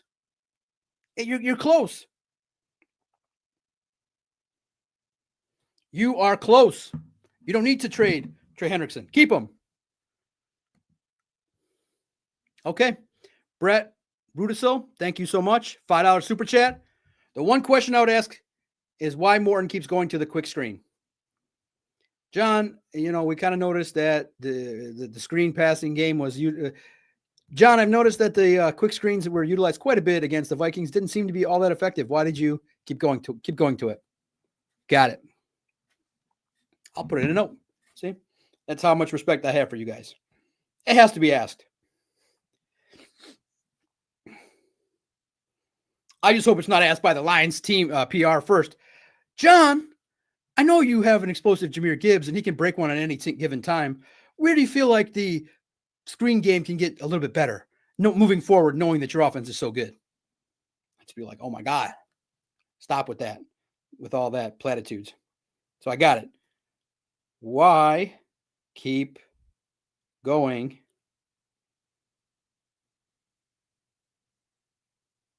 to quick screen? Got it, man. It's in my notes. That will be asked. Deal, Brett. Shout out to you. Much appreciated for you, man, hopping on, listening. That's really cool, man. That means a lot to me. Really. Hope to see you more. Hit the comments. You may not catch me live. Watch the shows, like, comment, engage in the community, man. You're a welcome member. Always. Nick gets in $5, $4.99. Thank you for the super chat, guys. It's humbling. And we kicked up to 900 people. Wow. We added 50 people in the last 5 minutes. Are you guys just going around saying, hey, there's this wild man yelling and screaming on X and YouTube? Man, there's a competitor going on. Maybe his show ended. That's awesome. That means a lot. 900 people on a Sunday night. You're keeping me here. How about you're 8 games in and had a bye? You come out the bye and get handled. Where are the adjustments? The screens are every game. He's not creative. You're absolutely right. We are used to excellence. We were eating filet mignon with Ben Johnson. This is skirt steak. And you're trying to tell us it's $45 skirt steak. No, it ain't. We like fillets. This is the steakums. We are not steakums anymore. We elevated to filet and surf and turf. Mr. Morton, we are surf and turf. You brought it back down to steakums. We all had those burritos at Michigan State for $4.99 for like 5 of them at Meijer. Sick of that shit. You know how many awful burritos I ate in college? You know how much Boone's Farm you drink? We elevated to whiskey, bro. Eagle Rare. Eagle Rare, baby. The doc drinks Eagle Rare. $75 a bottle. Why are you bringing me back down to Maker's Mark? Which I do like in old fashions, though. No offense to Maker's Mark. I have them all. Maker's Mark, Elijah Craig. I drink them all. We drink Eagle Rare. The community drinks Eagle Rare. What kind of offense is this? This is Jack Daniels left out in the cold. We like filet, surf and turf. We are now an elite team in the category of the Bills, the Chiefs, Eagles, Rams. To play like that is just going to upset everybody. It's just going to upset everybody because we want our filet hot and ready, tasting good. This dude's calling screens for 2-yard loss. I mean, literally, it was like a -2 run, -2 screen, all these bad plays. And I think the biggest thing that Dan Campbell's going to see right now, Dan Campbell's clicking right now. He's watching all those negative plays. There were not that many negative plays in a half of a year with Ben Johnson. He's clicking going, oh my God, -2. Oh my God, -4. Oh my God, another screen pass. Oh my God, another screen pass. Oh my God. Way too many negative plays. Way too many. You're not on schedule. I want Eagle Rare. I want my filet. And you're going to get it next week. Dan Campbell's going to practice the crap out of these guys. These guys are going to be pissed. They're going to be tired. They're not going to be partying on Tuesday night. They're going to come in, watch that garbage tape, and fix it. We get our Eagle Rare next Sunday. When I get home, whenever that is, I mean, my God, you guys are like, I don't know if you guys are torturing me, but now we're at 950. What's going on here? I've never seen the stream keep growing. I'm going to go home. I'm going to pour 2 glasses of Hazel Baden, pre-mix, old-fashioned, tastes delicious. Going to watch probably a little bit of the Bills game, which I did not see live. I'm here. Steve, you guys are liking it. It keeps growing. This is crazy. Let's get to 1,000. Keep it going. Smash the like button. I'm here. I got nothing to do. Thank you, man. It's really cool. That's really nice, man. That's, I think, the biggest compliment you can pay is keep going, keep talking. You're enjoying listening to me, man. That's really nice. I never, like I said, people say, "Oh, you got an ego." I never thought that doing it live on YouTube that I could keep my mouth talking like this. Remember, I'm a lab guy. I would do a podcast, flub a little bit. You can go back and edit it, take out some of the stuff, and do all that stuff. Talking for an hour and a half live. Whew. I am truly not used to it. You know, and you guys are cranking out the comments. I love it. Keep the comments going. I'll stay. All right, we'll stay. Rick Rogers. The Lions will regret letting Tanner Engstrand leave for a long time. He hasn't been that great, but he could be more innovative. He could be more in line with innovation. I wish he would have stayed, but I don't think he was ready yet to jump to offensive coordinator. Will John Morton get his play calling strip this year? I went into the year thinking 38.5%. I'm at like 42 right now. Will John Morton call plays? Let me give a quick shout out to some of the people here commenting. Doughboy Steve, Nick 83, Steve Wilds, Edith Paul, love seeing you in regular chats. Rick Rogers, OTW, DAE, shout out. See the man, Doughboy Steve, Nick P. Steve is just crushing the comments, man. Thank you, man. I'm really humbled. Cartier, my man. Ted E. Get your comments in. It's a friendly zone. Might get a little bit of some people that are rough, but get your comments in. They might get read. Man, thank you guys. It's really nice to fire up the comments, have a conversation. You make me feel a little better. $4.99 super chat. I've been saying it. Morton is not the guy to drive this Lamborghini. I think Dan needs to call the plays. You're half the season in, and there's no consistency. That's it. There is a little bit, we don't want to be creature of the moment here. They're 5-3. They just come off a bad game. The issue is, though, Nick, and you're absolutely right. If I come in and I say, oh, my microphone sucks, and you guys are like, man, John, the audio's not that good. I didn't like the way it sounded. I didn't like your lighting. I didn't like the way this went. Fix it. You would tell me. I'd be like, okay, yeah, I'll fix it. No problem. The very next day, I would do 3-4 shows behind the scenes, not tape them. I would listen in, and the problem will get corrected. Done. You know how many problems I've corrected with audio and gear and stuff? You fix it. Identify the problem and go fix it. The Lions, my mom texts me. She's such a sweetheart. The Lions have said there's a third down problem for a month now. Dan keeps saying we can, and Dan uses words a little bit arrogant. We can easily correct it. If you listen carefully, we can easily correct it. We just got to correct it easily. Easy to correct. No concern. It's a problem. The problem is defenses have now figured you out. Ball's in your court, offense. Ball's in your court, John Morton, Dan Campbell. The ball's in your court. They figured you out. Hence the title. Doesn't mean it's a permanent problem. Doesn't mean that it's a catastrophe. But they figured you out. Joking around, I'll look at the film. But if you guys know online, the Vikings played quarters against the Lions, and J-Mo couldn't go over the top. I thought the easy fix one against quarters is over the top. I don't know if the Vikings played quarters. They played a lot of shell. They took away the deep pass. But that's what they do. The Eagles use speed up the seam to break it. They use intermediate passes. They use the run game to threaten it. Mr. Morton, the problem is, again, with the offensive line, if you can't run the ball, you can't sell play action. Couldn't sell it at all. Starts with the offensive line. The offensive line could get John Morton fired if they don't pick it up.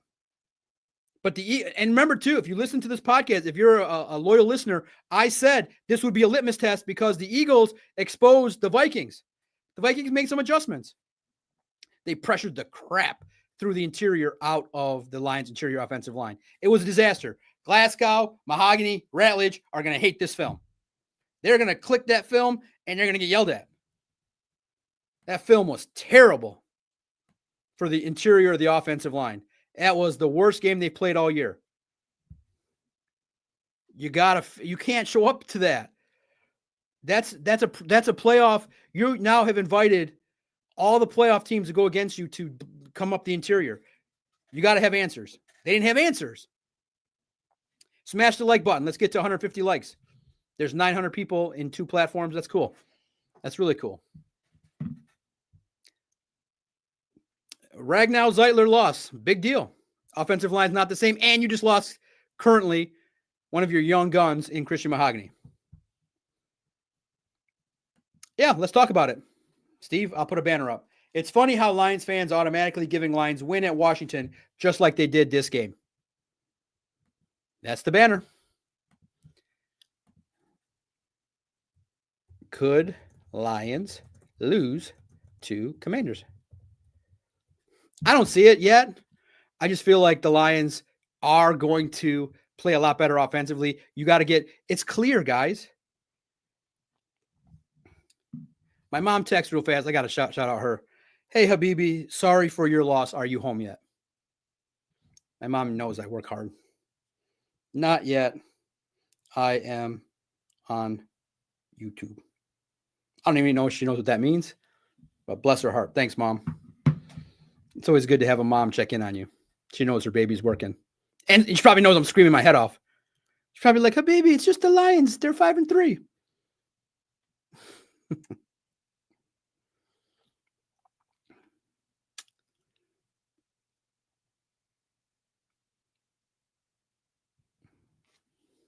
I'll play this. Mom's going to enter the chat. I'm going to send it to her. Hi, Mama. Thank you, Doughboy Steve. Appreciate you and your support. Xavier, shout out, moms. That's really nice. Still, my wife has not commented or joined or been an active member. She stays in the scene. I'm waiting. The one time she pops in here and is like, "When are you going to come home?" Now,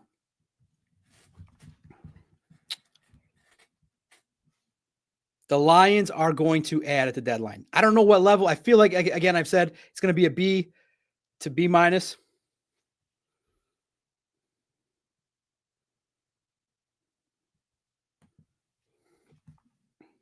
Absolutely right. We all love Mills.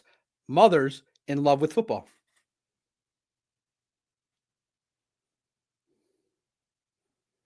Absolutely.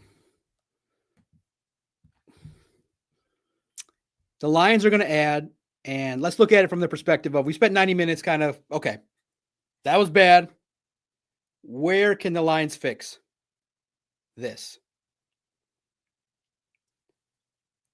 First and foremost, okay, the defense has done an okay job. They start slow. Figure out a way to bring the pressure like you did last week.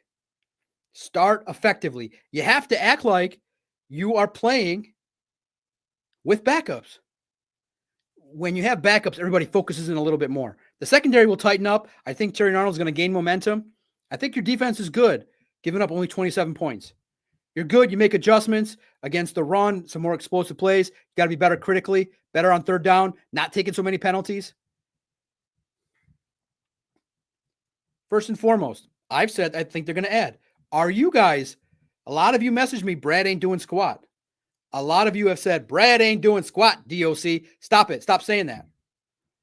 I don't know. I'm reactionary. I look at that game and I go, oh, shit. I need to change right now. I'm adding. Kimurkta. Simurkedya. Put in there how you would say that. Simurkedya. Lions aren't adding. I got a lot of those messages today. A lot more than I thought. Cartier, Packers got to be crashing out, losing to the Panthers and losing their tight end. I caused that one. My nephew tried to hustle me.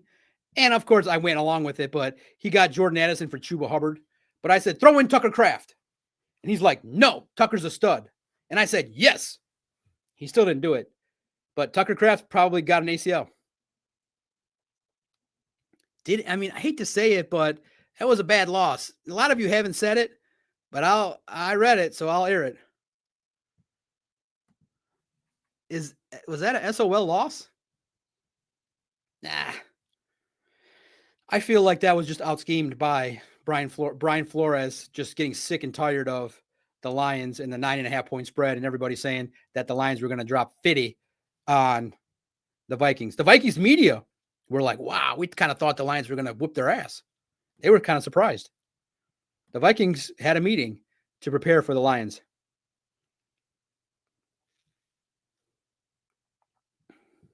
So, yeah, the chat's great. I love it, guys. You guys are coming in strong. Almost 1,000 people. Thank you guys for listening in. See, Lions keep saying there's no concern, but you're going into the meat of your schedule. Exactly. Now, listen, let me give you this. And this is why I don't know. That's the one complaint I have about the media is, I try not to do it, but it just comes naturally. So people just want to ask the question, how concerned are you about this? There's never any concern. There's never, ever any concern. You're not allowed in the PR world to say you're concerned. You're not allowed to say it. Should I do a joke for you guys and just say, what concern question should I ask Dan Campbell? And we'll all know it's inside Lions Lone Wolves podcast inside joke. Dan, are you concerned that everybody in the Lions fan base thinks you should take away the play calling from John Morton? And just use a big long sentence. And then just put my point in the sentence. Dan, are you concerned that everybody thinks that John Morton's screen game is just not effective and they feel like he keeps going back to it over and over and over again? Because I don't understand. Like the media, I think they just have their questions. They ask it. They don't care that the people give the same answer for it. They're never concerned.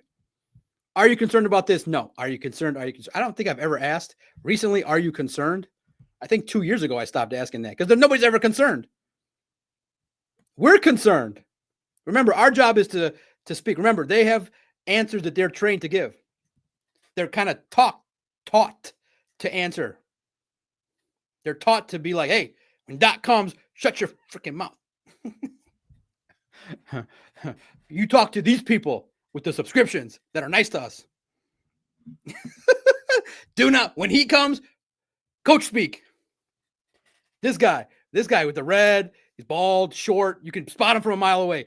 When he comes, shut up. They huddle up next to him.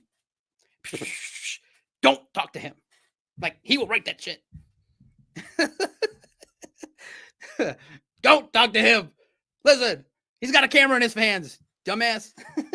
Don't talk to him. Nah, I kid around. But they're not concerned because they're 5-3. The better question to ask is going to be, do you feel like there was an over-reliance on the screen call? Or why did the screen passes not work? It's going to say blocking.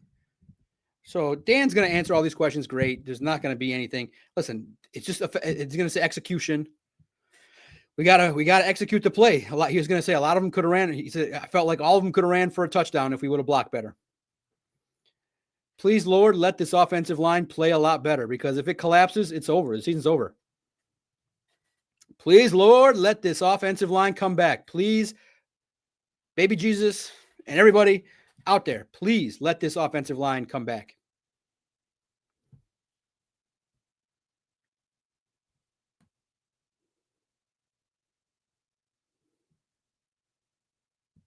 Everyone knows it. Screen pass, screen pass, screen pass, screen pass, punt. Also, just a quick note, we praise the special teams, but getting a field goal blocked was terrible. That Vikings person picked it up and ran it right back to the other side. Set up the Vikings. You got to clean up the special teams. That was atrocious. That was one of the worst special teams games in terms of field position in a long time for the Lions. A blocked field goal. It would appear, just based on the early watching of it, that Hogan Hatton got pressed down and it disrupted the whole snap hold kick.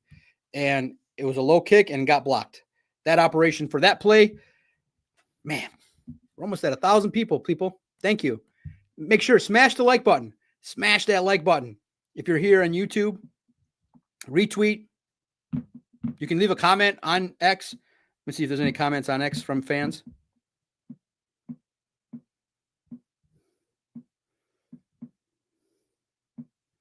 Here we go. We got 3. Shout out to you guys. Lauren gets in with a Taylor Swift profile. It seems like we can't get a break from injuries at all, and it's going to kill us. If our offensive line keeps playing how it is, we are done for. I know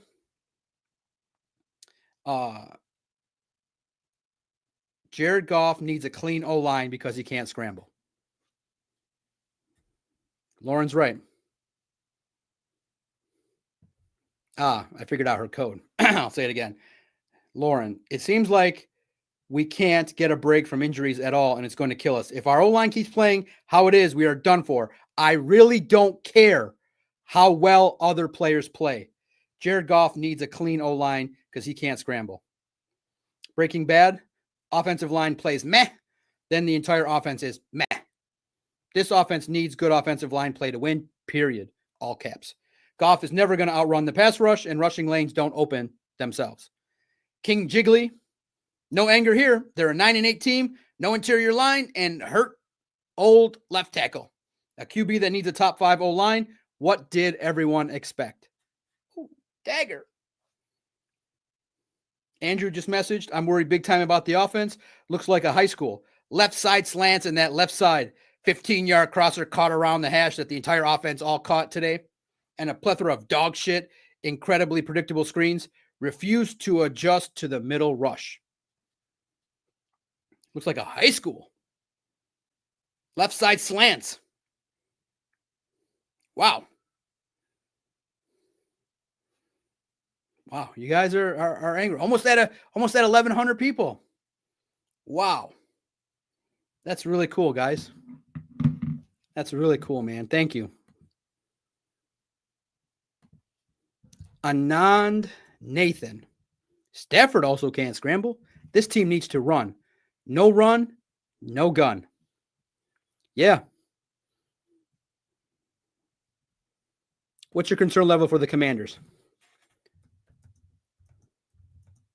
Yeah, the question is how to fix the run game. How to fix the run game and the offensive line. That's a big issue, man. It's a big issue right now. You have taken there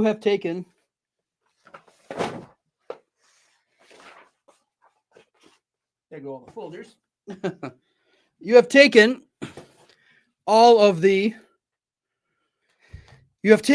the fun and flair out of the run game.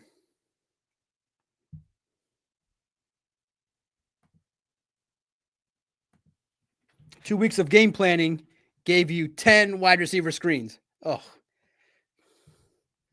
you guys, I feel like this week I am going to read the word screen 10,000 times. I am going to read the word screen, SCREEN,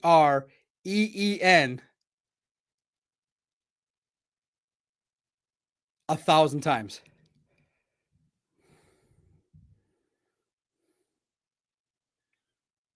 That's the case.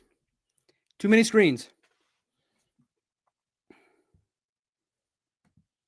The keys to wisdom. People act like some mobile shit will help at quarterback. Lamar's ultra mobile, and what made him great was becoming a very good pocket guy too. But he can't win with better defenses. It's not a solution. Okay. How do the Lions fix this run game? Well, first and foremost, you got to maybe remember what happened against the Bears, what you did there. You passed effectively through the middle. You got to improve the passing game early, which you did. You tried to set up the run and it didn't work.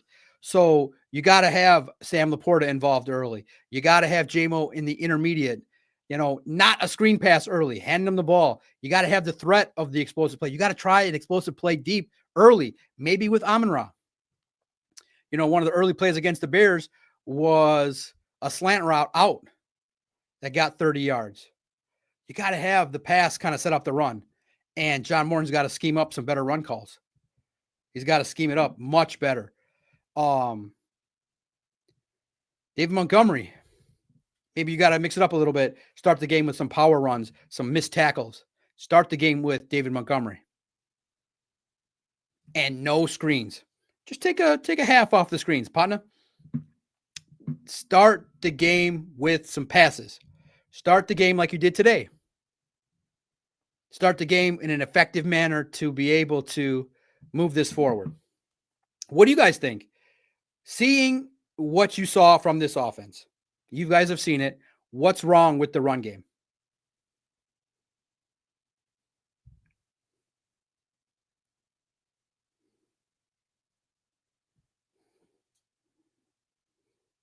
What's wrong?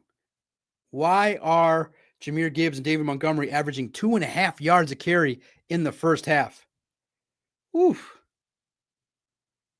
That's rough. That's a rough look.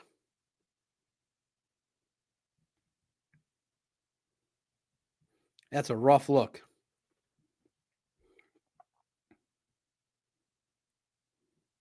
Two and a half yards a carry.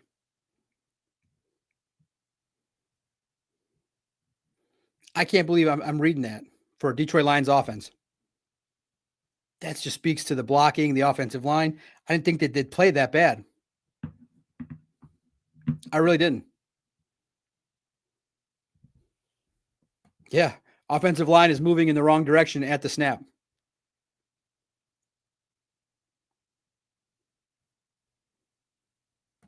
Dan has to take ownership. I know, Dan, the team wasn't ready. The team was not as ready as they should have been for this contest. It's a concern. Coming off of a bye week and the number 1 seed last year bye week, you haven't played good. That's a concern. It's a big concern. Predictable play calling. Getting not on schedule. Staying in a spot where you are not able to take advantage. Holy cow, 1,100 people. I got to take a photo. This might be the most we've ever had. Sorry, guys. I'm a little bit shocked here. Proud Papa. You guys are making me happy. This might be the most viewed stream. Man, that's pretty cool. 1,100 people. Smash that like button. Hit the X. Like. Man, that's wild. 1,100 people. It grew. It grew over the last 106 minutes. Man, that's humbling. Hell, they're like, you're probably the only guy. They're like, you're the only guy left screaming. Mag 7 Life. I'm sick of Morton disrespecting JMO. He got to go now. Ooh. I don't think he's disrespecting him. I think it's also credit to JMO that he's getting all this attention. He is getting bracketed. He is getting a lot of attention. He is getting jammed. He's getting all the attention you would need. But that just means that Laporta and Amon-Ra and Gibbs should feast. Guys, I really do think that, I know it's boring to say, but this offensive line was busted today. Basically, you busted the carburetor. You busted the transmission. The car ain't moving. You got 4 tires, basically. They ain't moving. The offensive line was brutally outmatched. And you got to also give some credit to the defensive coordinator of the Minnesota Vikings with those interior blitzes, the pressure, the way in which they confused everybody. Man, it's frustrating. How do they fix this?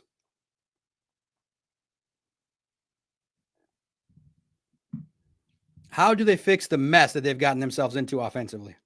Because now other teams have taken it away, and John Morton doesn't want to press because that's when the turnovers happen. That's what I fear, is that they're going to press. They're going to try to take shots deep and airmail some balls. And if it takes time for an offensive line to gel. You bring in a new guy. Are they just going to come in and gel right away? One wrong play and boom. That contest against the Commanders could be very, very telling. Yeah, Rich, we all know. Everyone knows. That's the start. And play calling. It was not super exotic. Basically, what people are upset is when I say we're used to filet mignon, we're getting steakums. What Ben Johnson was a master at was he'd have some plays used to set up plays later in the game that would scheme guys open. There was a flow. There was a rhythm. There was a nice, smooth operation of run, pass, run. And there was not this collective. I mean, look, you didn't really have the shifts. You've now John Morton's got 2 games where the communication was ass. That's 2. The Packers and this one. You got 2 guys shifting and you get a holding call. You can't have 2 guys shifting on the same play. That's practice. That's execution, attention to detail. That means, did John Morton lax a little bit on attention to details? Ben Johnson wouldn't let that stuff fly. Steve, would you trade any players for picks as a seller? No. I did say, I would consider JMO, but I don't know if I like the way they use Tesla. I don't feel the natural transition yet. But I would say they're not going to do it. So would you guys trade? And if, going to the trade stuff, if it was straight up Brian Branch for Trey Hendrickson, would you do it? No picks, just straight up. Brian Branch has the higher upside. He's going to command $20 million. Do you pay Kirby and Brian? I think they keep him, and there's no chance they trade him, but teams are asking for him. Absolutely. Every team's asking for him. You can't sell and so. Austin says, nope. Kiddo boy Juan. Sell Anso. He's not coming back. You would disrupt the whole defense. Yeah, and that's been the prevailing response has been, hell no, nobody is selling Brian Branch. Would you do Branch in a first for Crosby? Would you do Branch in 2 firsts for Max, for Myles Garrett? Oh, you want to do some trade talks? Trades? Yeah, let's just do this. What are you willing to give up? It's going to be 1 or 2 more topics left. Probably 2 hours is probably the max. Let the brother get home. I was there at 9 o'clock. What are you willing to give up in trades? Spell this right. But hit those super chats. Maybe you keep me longer. What are you willing to give up in trades?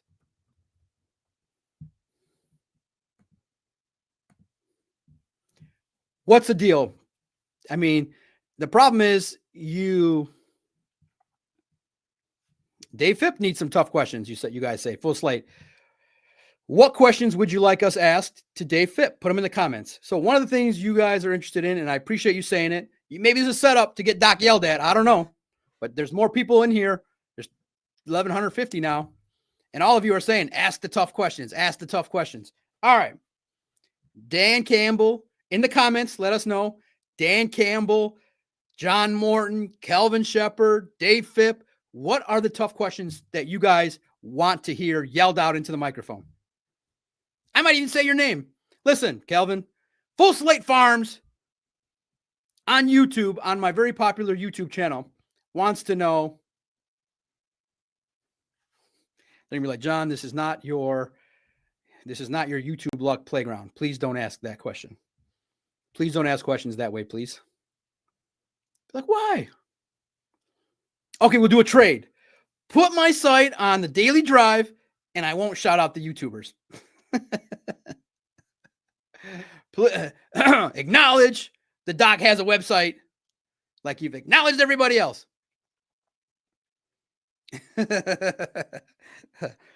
One of you guys direct messaged me and said, hey, I've noticed you guys are noticing. You guys are observant.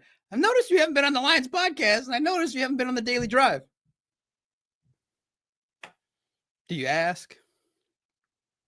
Because you guys want me, look at. You guys are like, I'm trying to get some favor here from these people. But you guys are like, Dave, please ask Dave Phipp some rough questions. Yeah, I would agree. Kirby, to me, more valuable in the secondary than Branch. Was Branch still suspended today? I wouldn't know. Ouch. The special teams has been a little bit challenging the last couple of weeks in terms of field position. Jack Fox up and down. What is the question you would ask Dave Phipp that's challenging? Dave, are you concerned about the special teams unit?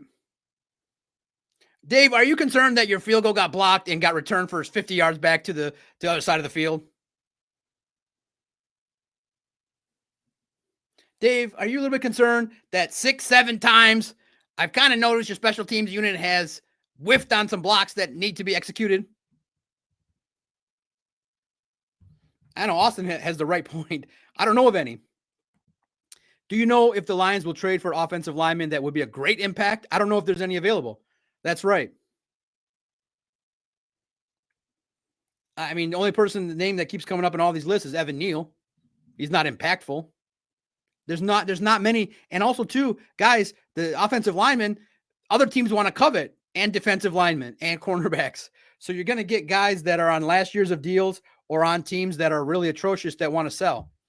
It's slim pickings. And then you got to compete with the Eagles, Rams, and Bills and Chiefs that are all trying to make the same deals.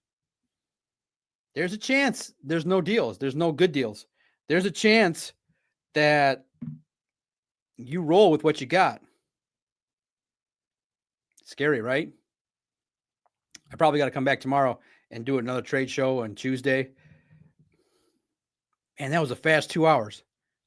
I'm not equipped for 2 hours, guys. Wow. That was a fast 2 hours. 1,200 people in this chat. Wow. Wow. That's really nice that on a Sunday night after a loss, long week, 1,100 people across X and YouTube are listening to this show right now. Wow. Thank you, guys. Rewards the hard work. You make me feel special. Make me feel good. And then I got to ask, just to see in the chat too, why do you like it? Why are you guys listening to this right now? It's interesting. You like that I'm sharing my feelings. You like that I include you. What is it? What's the best? I know what you don't like. And that's why I try to limit it to only 5 minutes. What's the best thing about this stream? What could I keep? Like if I said, play the hits, keep doing this. This is what you guys like. What do you like best about this stream? So that if I come in one day and I'm tired and I forget my notes, I can play the hits. What do you like best about this stream? Why are there 1,100 people in here? Wow. Yeah. Dark Flame, you're absolutely right. Hope to see more of you. I like that. Just take out the first name. Dark Flame's great. I can remember that. But I don't want to be disrespectful. Never. Dark Flame. I love it. Dark Flame 1-2 in the division is concerning. I love that name. Dark Flame. Is that your real name? Is it Dark Flame? Dark Flammy? I'm calling it Dark Flame. I love it. 1-2 in the division is concerning. Yeah. Like that you ask the tough questions and not just a yes man. Yeah, I'm not a yes man. That's the last thing. I am not a yes man. I don't think the media is yes man, but they just want favor. I don't care about that. I don't care if people like me, don't like me. It's all subjective. I learned that from the four agreements. It's all subjective. Don't take anything personally. Rick, you think like we do. Yeah, because I'm one of you. I paid those prices. But they hit me light. 40. My season tickets were $42 the first year, 44, 47. Oh yeah, they didn't back down. They raised the price on me every year. 44, 47, 53, 59. When it got to 70, me and my boy were like, can't keep doing this. They won 5 games in 5 years. Man, that's really nice. Yeah, exactly. Listen, I think like the average person thinks. Yeah, you're happy when they win. You're sad when they lose. Don't make excuses. Don't try to poo-poo and ask stupid stuff when they lose. Tyrion had an interception. Whoop-de-freaking do. They wouldn't even let him celebrate it right because he had to rip it out. But luckily he got to celebrate in the end zone. That was cool. Listen, thank you guys. It's really humbling. It's really nice. Edith, we're pissed off about losing too. Yeah, listen, I didn't build this. I'm a man of the people, and I just share what I think in a passionate way. I'm not boring. I am not boring. I'm not going to keep you for 2 hours and bore you with stats and drone on and on and on and on and on like others. Others should do their stream 45 minutes, people. Let me give free advice. Others admit they're boring. If you're going to be boring and just spit out a bunch of nonsense and stats, just go 30, 45 minutes in and out. Bro, you're going to drone on and on for 2.5 hours with this? Every mailbag question gets a 14-minute answer? Bro, you got to keep it moving. It's ADD society. You want to be boring? Be boring. 45 minutes. All I know is that I just keep talking and there's 1,200 people. We started with 300.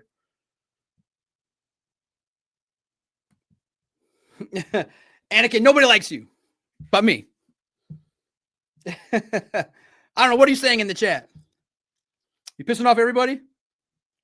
What has gotten you riled up, Anakin? I'll listen to you. Kirby wasn't there to steal it this time. Yeah, also too. Okay, no excuses, but no DJ Reed, no silver lining, no DJ Reed, no Pascal, no Hassanin, no Kirby Joseph. You're getting some guys back defensively. My biggest worry is not defense, guys. They'll correct it. Giving up 27, they did pretty well against Jefferson. Less than 100 yards. He had that sick one-handed grab. Boom. But that's Jefferson. But you're getting guys back. I am concerned that Kirby Joseph's injury is going to be degenerative. I hope he gets healthier. Guys, unfortunately, you're starting to see the impact of age on Taylor Decker. It hits fast. He's playing okay, but they got a little spark when he was out of the game. Did you guys notice that? When he left the game, they had a little bit of a spark. I noticed it. I took it as a note. But he's still a good option. Austin, great question. Someone asked me this yesterday, and I want to be humbly honest. Doc, will the Lions draft some offensive tackle or guard in the draft next year or get some free agency? Yes, I think that they're going to always look at the offensive line. Because the team has been so good, I have not, other than Emmett's work, I have not looked at that college. The college game turns me off. NIL is off-putting. I'm a Spartan fan. That football, they've set offense back 50 years. So I will start after the deadline. After the deadline on Tuesday, we'll grade the deadline. We'll see how they do. Starting on Wednesday, I will flip the page a little bit to also look at college. I'll start to give some names. I will start to put on our website and talk about it here. I am not a hardcore college football fan to watch film on. I'm watching a ton of NFL film. But I'll turn the page because I used to watch film in college when the Lions sucked. We do mock drafts in October. Now I'm kind of enjoying not doing any mock drafts because the active roster has been good. But I will turn the page and start looking at some players. But I will invite you, Detroit Lions on SI, every Saturday. You can go back through our list of stories. The last 2 or 3 Saturdays, we've done players to scout. I'm sure Emmett's put.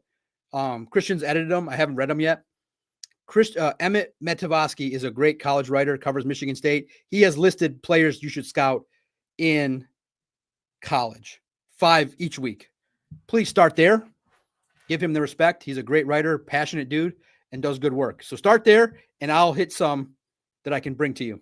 But yeah, they're gonna have to. You're gonna have to. Miles Frazier probably is going to be in line to work his way in at some point. Maybe it's center, maybe it's guard. Maybe you have the,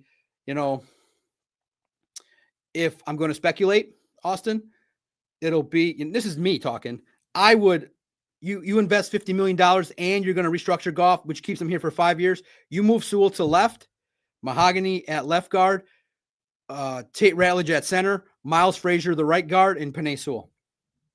That's tight. That's nice. Very nice. Or you have Miles Frazier at center and you keep Tate Ratledge at his position he's learned at. You have some options. Keep Manu on the bench for another year. Kevin, shout out to you, brother. Offense looks so stale. Yeah. Nick, mailbag. Could the Lions give up a Branch second for an Andrew Thomas? Whew. Whew. Would you guys do that? I feel like the Lions are attached to the physical leader of the defense. They could offer it, but they're not doing it. I'm telling you, Brian Branch is a proven guy. He's one of your physical leaders. He hits. He's really good and very versatile. It's hard to give up on. And remember, and let me know again, it's late. I'm over 2 hours in and there's more people joining.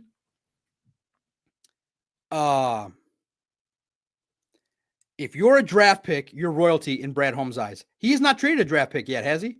He's let him go. He's cut Broderick and Hendon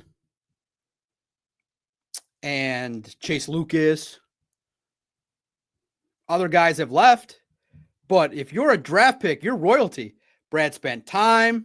He spent energy, resources. They're not getting cut.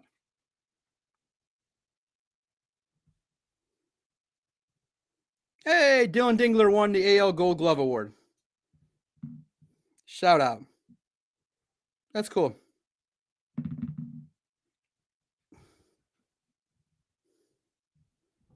So, what are you willing to give up? Remember, Hassani's coming back. You're getting Davenport back. I know that means relatively nothing, but you're getting some guys back. Pascal, Josh Pascal is a player on this team. Back injuries are horrible. What's up with the backs? What's up with these defensive linemen and their backs? Mr. Bradley Holmes, did you not investigate Levi's and Josh's back? The back injury is always the toughest one. That's tough, man. Those back injuries are tough. Hopefully by December, you get your resources back. You get some people back and it works. What are you willing to give up? So let's recap everything. Probably about 10 minutes left. 2:15 sounds good. More people are joining. That's great. It's fun, man. It makes it fun. And so what you guys like about the chat is I just spit it like you guys. You feel a relatability to the doc. There's a certain level of relatability to the listeners with the guy talking to you. I feel like there's a relatability because I engage. I've answered 90% of your direct messages. You talk to me every single day. I answer. I don't act elitist. I don't act like I'm better than you. I don't put my thumb up in the air. I'm a journalist. I respect that. Are others doing that? I don't know. I don't interact with a lot of them. I say hi, bye, cordial. A lot of them do good work. I tell them from time to time they do good work, but I don't go to bars with them. I don't hang out. I'm not dressing up with them. The joke is, I feel bad saying it, but I was honest. The intern said, who in the media would you want to spend time on an island with? The two interns. I said, you two. They looked at me like, huh? I was like, I don't want to spend no time with no journalists. They would bore me to sleep.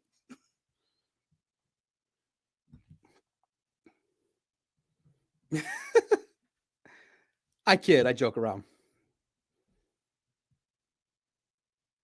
What would I give up in a trade? Listen, now.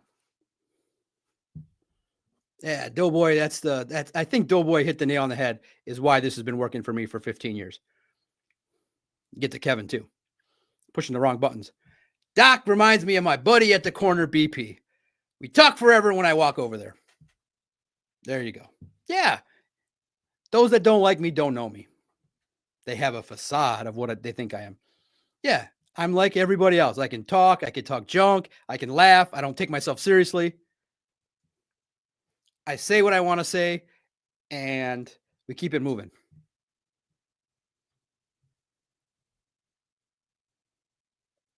You know? So that's really nice. That's also the eyes. Man, that's really nice. You're going to make me get you're breaking out the Pisces in me. That's really nice, brother. That's really nice. I have a couple of these comments I keep. I got like 24 that I just keep. That's really nice, man. Yeah. I just want to be the guy that you could relate to if you walk down the street and say, hey, man, what'd you think of that Lions game? You're like, what the hell's up with all those screens? What the hell was that? That was the bye week production? I mean, first of all, I think what fans got pissed off was you practiced all week. Like you had a week off. Like you acted like what had happened was, before I get out of here, what had happened was if we walking down the street, you see Doughboy Steve and Doc talking, we go, what the hell was that?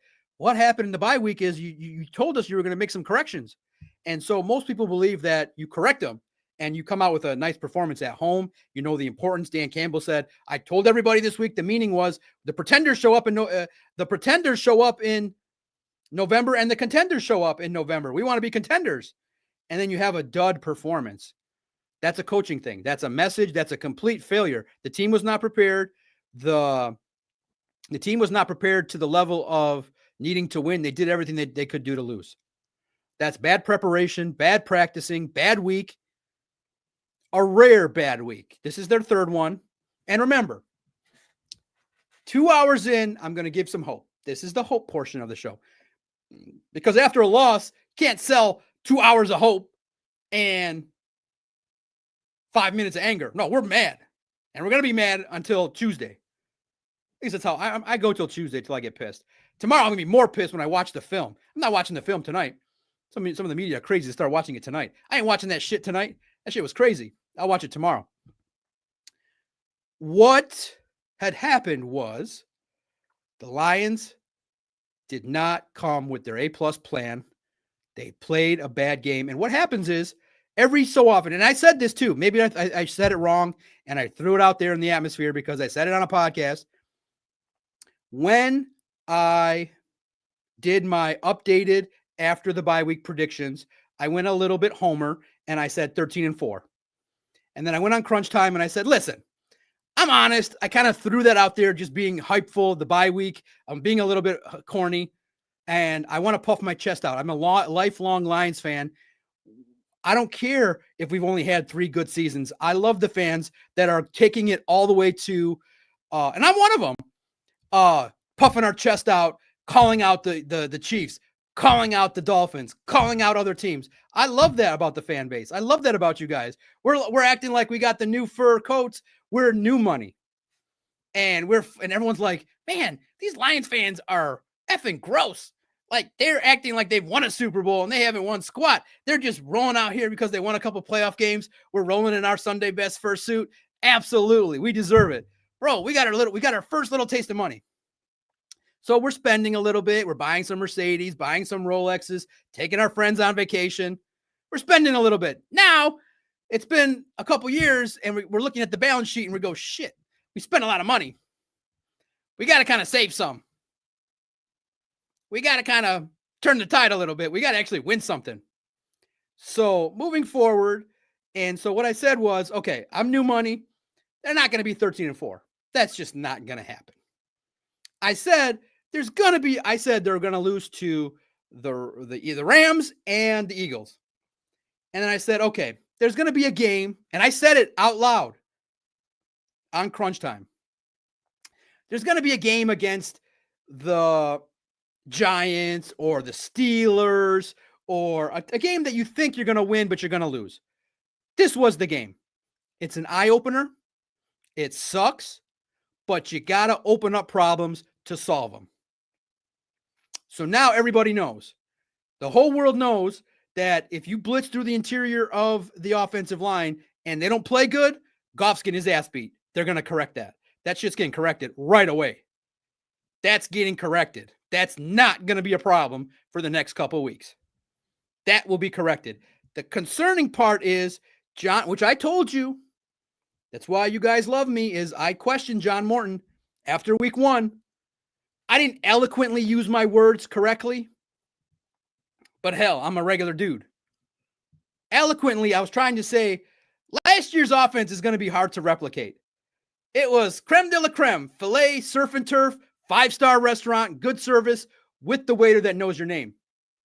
The hot waitress that knows your name. Hi, Mr. Macaroon. Hi, Miss Macaroon. Good to see you. I know you love the old-fashioned. You still want that smoked old-fashioned, Mr. Macaroon? Yes, Darlene, absolutely. Thank you so much. She has it on the table before you sit down. She knows your name. Mr. Macaroon, you're looking good today. Have you lost weight? No, Darlene, I've not lost weight, but thank you for flattering me. I'm a sports writer. I sit on my ass all day. That was last year. I liked last year a lot. A lot. I almost could say, and I'm rudimentary, I'm an average Joe, I felt like last year's offense was probably the best it could be. So starting the year, everybody had concern, could John Morton replicate that? Does this look like Ben Johnson's offense to you? Does this look like in any way the same offense that John Morton helped build? No. This don't look like that. It doesn't look like Timu Ben Johnson. It looks like 10 years later and COVID hit the restaurant and all the people don't want to work there anymore. And you show up and Darlene is now Steve and Steve is a 15-year-old punk that just got the job. And he's like, kind of old fashioned. You're like, dude. And you're like, what? And you're like, you like old fashions, right? We're like, yeah. I've been here 7 years.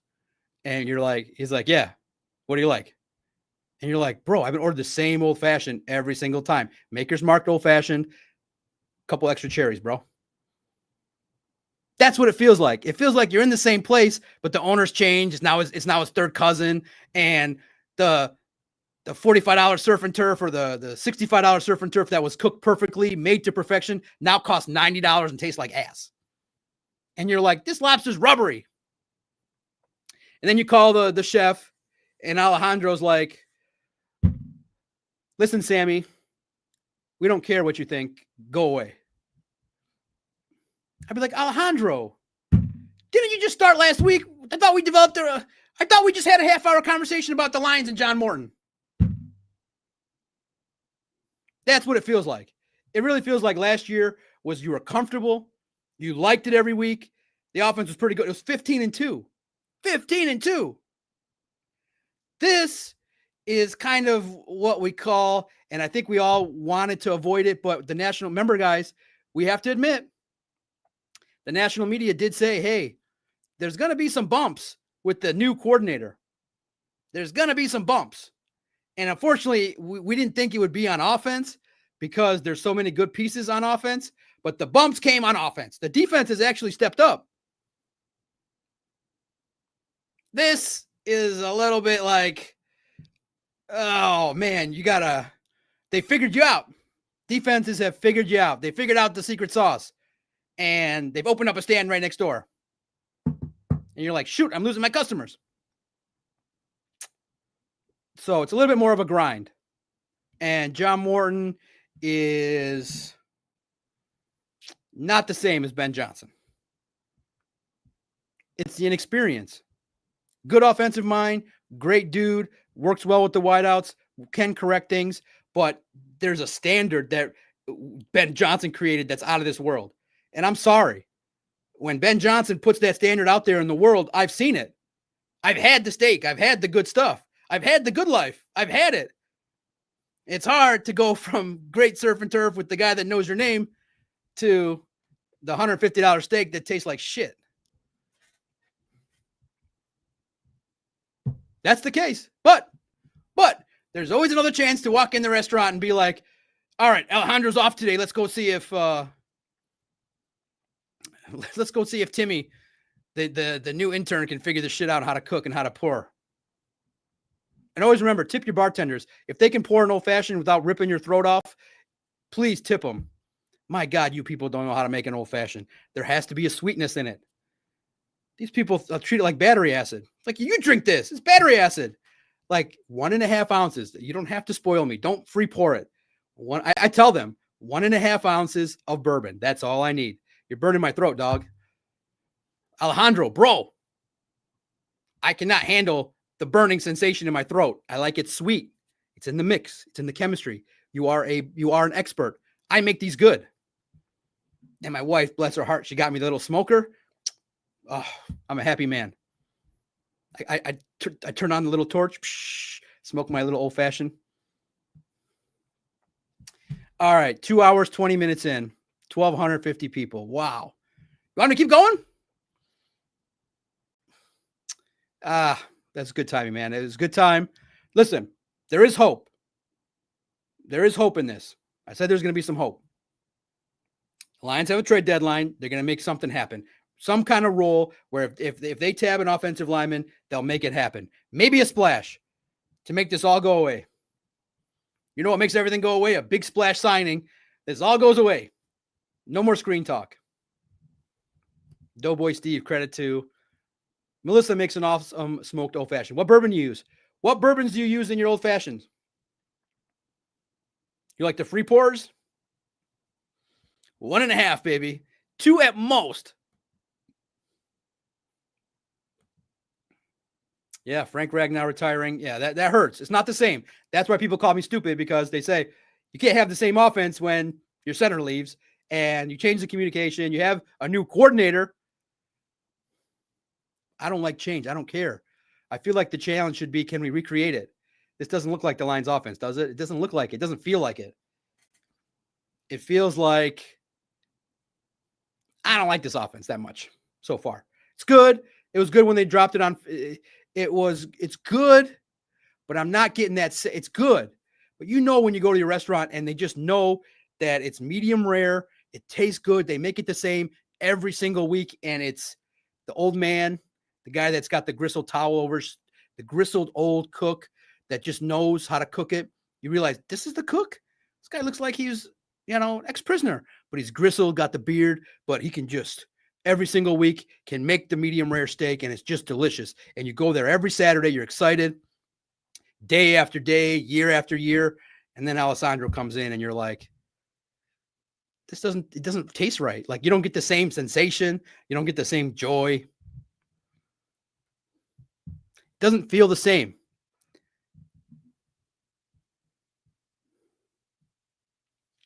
So they figure it out. They get better. They correct it. Everything goes, they get better. There'll be a new mix. They got to figure it out without Mahogany. I was of the opinion an injury makes things worse. And Taylor Decker has got to play better. Yeah, who's next? Mike McCarthy? Mike McDaniel? Brian Dayball? For the hits, what's the good word, Habibi? Are we talking about how Morton's not that guy? For the last 2 hours. Not yet. I still got hope for you, Mr. Morton. But man, whew, those pressers are tough. He was a little bit more laid back going into the bye week. That was cool. More laid back. He's got to step it up. I got faith. With that talent, you can overcome a little bit of some of the learning curve from John Morton. I think we are writing him off a little too soon. He will fix this. But I am concerned about that offensive line. I am concerned that the holes might be too deep to puncture. I did not say that right. The holes that have been punctured are very wide. And the water's coming in. And it's through the interior of the offensive line. Those three are a concern playing together. And now you lost one of them. And now you got the Seahawks with Jackson, Smith, and Jigba. Jesus, he's awesome. My nephew picked him out for me in 3 leagues. Shout out, nephew. He's like, look at Jigba. He's like, get him. I'm like, okay, nephew, okay, I got it. Jigba. What's the cheap? Kessler's. Oh my God, Doughboy Steve. Does that stuff taste good? I'll try it. You know what? I'm not going to laugh. That's my first reaction because you said $10. I always think of $10 like, Jack Daniels, that stuff burns. I, through the ranks, remember that, the burn. That's why I remember all the burnt throats I've had. I'm like, oh my God. And then I stepped up to Eagle Rare and it was like, oh my God, it's smooth. Smooth and cheap. That's not bad. My first bourbon experience, thanks to Logan Lame Reindeer, he said Bullet can handle the job. It's not bad. And Four Roses I started with was pretty good. And Buffalo Trace was nice and smooth for the most part. Four Roses, yeah, I'll have them all. Four Roses, Elijah Craig, Larceny, I mix them all. But my favorite, you go out, if you just want something that the average person can make that won't kill your budget, Maker's Mark Old Fashioned Smoked is pretty good. Most people have it, but I found my bottle, guys. I found my everyday. Not too expensive, right in the middle. Hazel Hayden. It's late. Hazel Hayden, whatever it is. I had it at a restaurant and I said, oh, this is really smooth. This is really delicious. Hazel Hayden. Hell yeah. I got 3 bottles. I'm going to hit that soon. All right. 2 hours, 25 minutes. I hope you realize that there is a level of concern. John Morton is at the top of the list. The fact that Dan Campbell hasn't corrected some of these issues is a concern. The concern along the offensive line is real. It's going to be an issue. In the comments, how concerned are you about these problems? 1, not concerned. Lions, not concerned. 10, very concerned. What are the tough questions you want me to ask? What are they? I think I know what they are. I think I'll go tomorrow at 3 o'clock. I know it's going to be a lot of trade deadline stuff.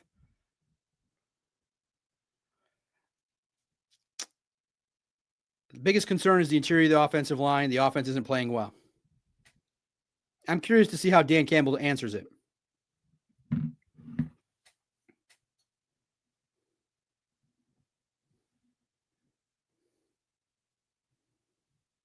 The locker room buzz piece is out. Our complete everything that we did today is out at Lions on SI. Before I get out of here, let me put this out, and then these are the best things. This is the Lions reaction. This is how Detroit Lions. Vito's answer to me finally after 2 hours is who's Cito? He questioned my typo.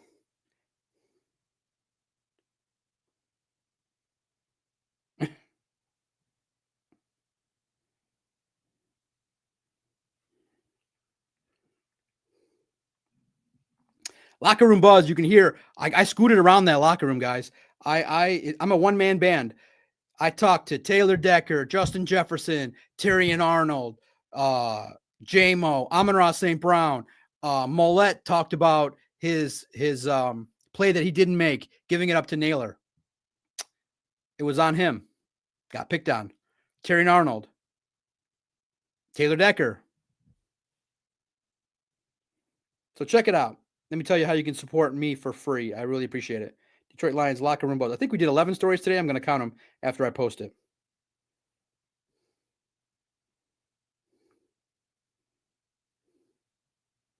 Man, there's so much stuff, man. Thank you guys. To the 1,215 people, that's crazy, man. That's really nice. What was said inside the locker room after stunning loss?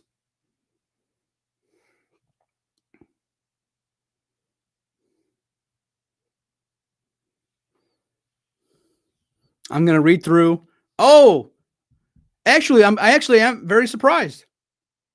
Brian Turner said something I had not heard in 2.5 hours. Where did that 2.5 hours go? Thank you for sticking with me. Thank you for understanding the true mission is to be the kind of like the guy next door, the regular Joe talking that's in the media. And if you have a critique, share it. Just come correct. Don't come and say you're a clickbait artist or you're a troll or you're an obnoxious egomaniac. That's not going to get you really a nice reply from me.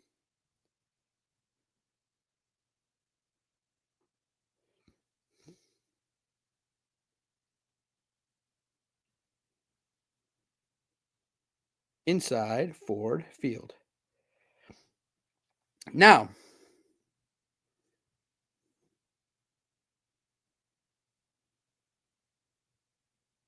oh my God, Vito. Vito's like, oh, are you talking about this? Referencing what we talked about earlier. Yes, Vito, this is what I'm referencing. Is that agreeable?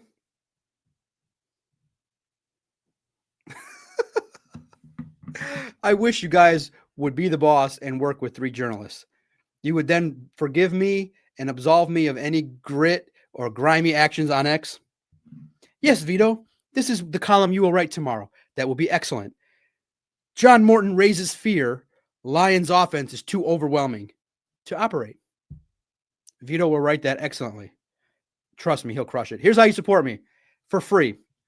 Guys, please smash the like button. There's 1,300 of you across 2 platforms, X. Hit the like button. Man, over 1,000 people on X, 300 on YouTube. Smash the like button for me. Leave a comment. Have some discussions. I'll go home and discuss the Lions. Here's what I want to comment about.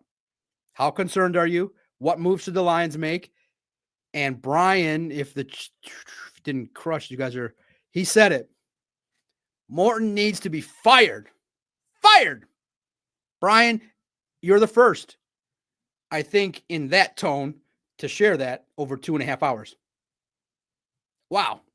I think it's too soon. But he could have his play calling duties revoked if he doesn't step it up. Doughboy Steve, my corner store brother. I'm the corner store guy for the Detroit Lions fans. That's probably the highest I can achieve. And I want to be trusted. That if I say it, I mean it. If I mean it, I say it. Yeah, Thomas with the great comment. Thomas B, let me shout out those of you that are here. Thomas, first time? Enjoy seeing you, brother. Hopefully to see you more. Stephen Wright, shout out to you. Thomas B, Doughboy Steve. PPW 35OZ unit. Nick P, Doughboy, Nick, Austin. How do you say your last name? LeBeau? Ghetto Boy Juan. Shout out to you. Oh, let me. Listen. Ghetto Boy, we take small victories here at the Lone Wolves podcast. It's the Alessio era, baby. Let's go. I'm down with it. Don't take offense. Listen. Do not take offense that I'm down for the Alessio cause. It's new. It's the new hot cornerback on the market. I'm down with Alessio. The first quarterback to throw for 300 yards in his debut since Rocky Lombardi. I'm down. Alessio. Let's go. Fire John Morton, get a guy, and build a team around Alessio. He's got something. Childs, on the other hand, what did Jonathan Smith see in him? And then, listen, all right, I'm not leaving yet. let's just talk college football real fast. Michigan and Michigan State are killing me. I am not able to pull myself away from watching those two teams. They are, I'm going to call this, let me put a banner up here. Jesus, more people are joining the more I talk. Final parting shots. These are my parting shots. Michigan and Michigan State are going to kill me. They are horrible to watch. What happened to Big Ten football? Purdue is terrible. Michigan only does one thing. They run the ball. They couldn't figure out how to stop the backup running back, Sharon Moore, and I cannot believe that Michigan has settled for this offense for a decade. I joked that I saw J.J. McCarthy throw a pass forward today. This offense for Michigan is, do they understand the concept of a receiver? Big, tall dudes that run really fast, that can catch the ball. First of all, Michigan is nonsensical. Why would you pay a quarterback $2 million to hand the ball off and not throw it? You could have did that with the backup. You could have did that. You could have got Aiden Childs for half of that. Hand the ball off, Aiden. Don't throw it. Be quiet. You're paying a $2 million ball. Hand the ball off, dude. You don't have a passing offense. You don't have a receiver. You have Marsh. It's atrocious. Michigan State is garbage. I can't watch it. I can't pull away.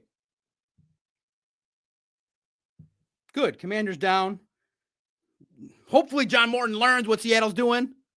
Steven, in the comments, tell me, what did Seattle do? They threw it to Smith and Jigba. They actually threw the ball. So that's that. The Dodgers ruined baseball, but my God, did they come back and are gritty. Oh my God. Up in the series early, they lose. They're down 3-1 or down 3-2. They go to Toronto and win 2 games. Good Lord. They ruined baseball. They could go out and get Tariq Skubal. What a novel idea, Tariq Skubal. Did you see that the starting pitcher in Game 6 for the Dodgers eventually also showed up in Game 7? After starting Game 6? I think Tariq Skubal lost a lot of the support for his actions in this playoffs. This town doesn't do that. This town does not do the whole AJ Hinch looked at me and I looked sad and I gave him my tank and I sat out. We looked at it. I can't believe that the radio station keeps playing it.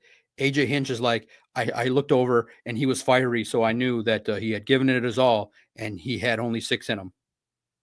Are you effing crazy? This is Detroit. You need to show us and act like, AJ, when I go out, I'm going to force myself to go out and you just pull me out. Like, you got to act like you want to stay in the game. Dodgers ruined baseball, but it was a great World Series. Wow. Pistons, Red Wings doing their thing. And Tom Herr had the best week out of everybody. Maybe you should have had Tom Herr at the Lions game. The Korean dude who gained weight eating all the food in Detroit. Tom Herr single-handedly from Korea gave all the restaurants money. Maybe that was some final thing they should have did was have this guy stay in Detroit.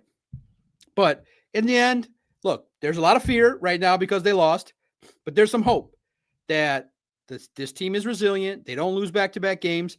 The Commanders are getting their ass beat. So there's another recipe for John Morton to learn how to expose them. Daniels should be able to be exposed if you can. It's a revenge game. This one's key because if you don't bring it in a revenge game where the team that just ended your season last year, you can't get up for that. There's problems. Let me get your last comments in.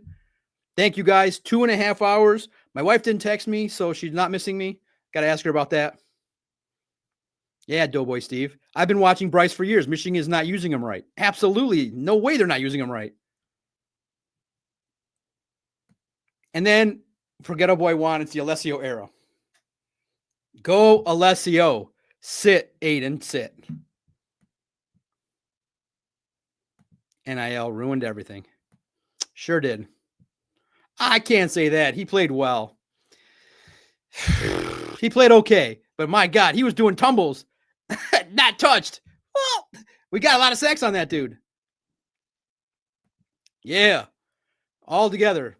Sharon, Morton, they got to step up their offensive game. This is the era of the most prolific offense in the history of the league. Jay Hart, that's really nice, man. Shout out to you. Great show, Doc. Great venting session.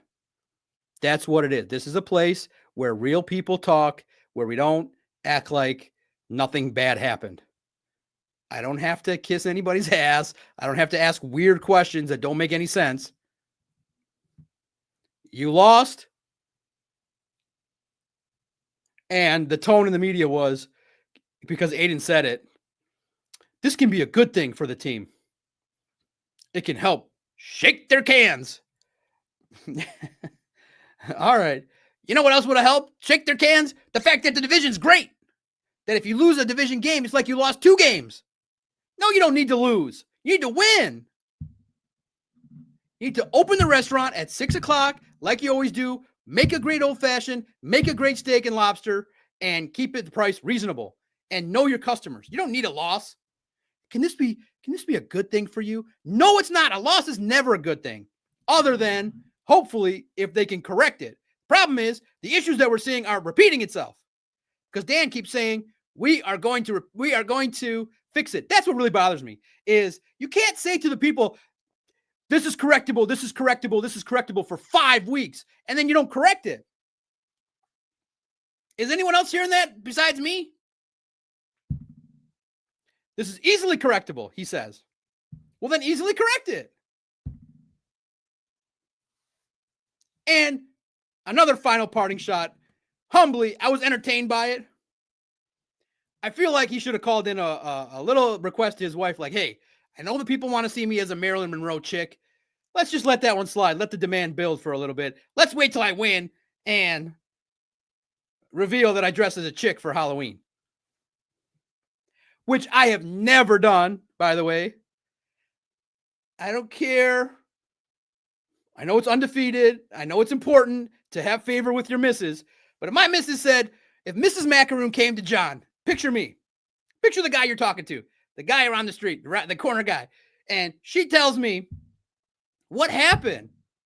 I feel like the entire masculinity conversation that everybody's been having. She tells me, John, I'd like you to be Marilyn Monroe. No. The second the oh comes out of her mouth, no. I'm not dressing as a girl. But me and my sister, I don't care. I don't care. No. Simple as that. No. Say no, man. Honey, I know that you're on social media. I know you're loving the fame and everybody loves you. And 6 sites are dedicated to following you and copying everything you do and sharing it on their platform. But I know they want it, but let them wait. No. Yeah, everybody is too. You can't say that. We all listen. There's like 10,000 people that listen to every presser he does. You can't say, oh, it's easily correctable. Well, you haven't corrected it. And you had a week to self-scout to correct it against a familiar opponent. So now there's an issue. It's not corrected. The issue is that you're going to see that it kind of looked like that the Vikings kind of out-physicaled the Lions today. They brought the muscle, and the Lions brought the Marilyn Monroe and the Mario Kart. See what I mean? It's a crude analogy, but you can see it. Oh, Mario Kart. Bro, be the Terminator. Our safety dressed as a Mario Kart. It's fun, but that's not the theme. That's not the theme in Detroit.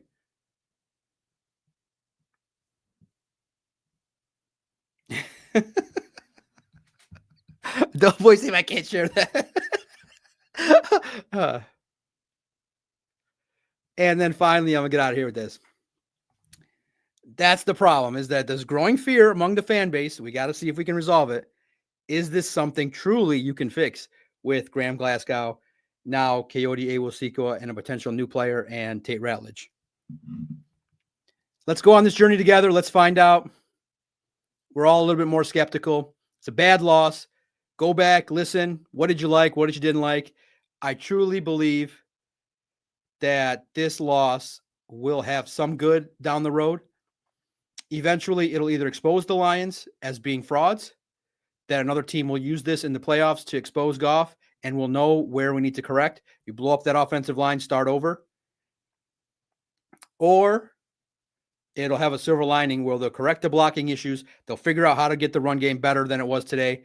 They'll figure out the right balance with Gibbs and Montgomery. They'll figure out how to use J-Mo early in the game without passing. You don't need to pass to J-Mo. Hand the ball off. You'll figure out a way to get him more than 3 catches. J-Mo needs more than 3 catches and a touchdown every week. First of all, isn't it a sign there's a problem that Ben Johnson had J-Mo on a 1,000-yard track and pace, and John Morton doesn't, and he's a wide receivers coach? Little concerning. That what's been activated, and I think what Vito's going to touch on, is some of the concerns that the outside world had that we all poo-pooed and said, hey, the coaching doesn't matter, that they got the talent. Well, the offensive line losing Frank Ragnow is a big, huge deal. And the offensive scheme has not stepped up to the level where this week was good enough to win. You got beat by Flores. That's a tough pill to swallow. Ben Johnson punked Flores. Ben Johnson made us puff our chest out and say, we're going to drop 30 easily, because he walked in there and dropped 30 like it was nothing. Ben Johnson was the friendly neighborhood restaurant that knew your name. This is the restaurant 5 years later. Economic Times have heard it a little bit. Some of the wall looked different. Alejandro is not the same as Willie. Willie, your best friend. But let's see if we can fine tune the recipe. Get back to it.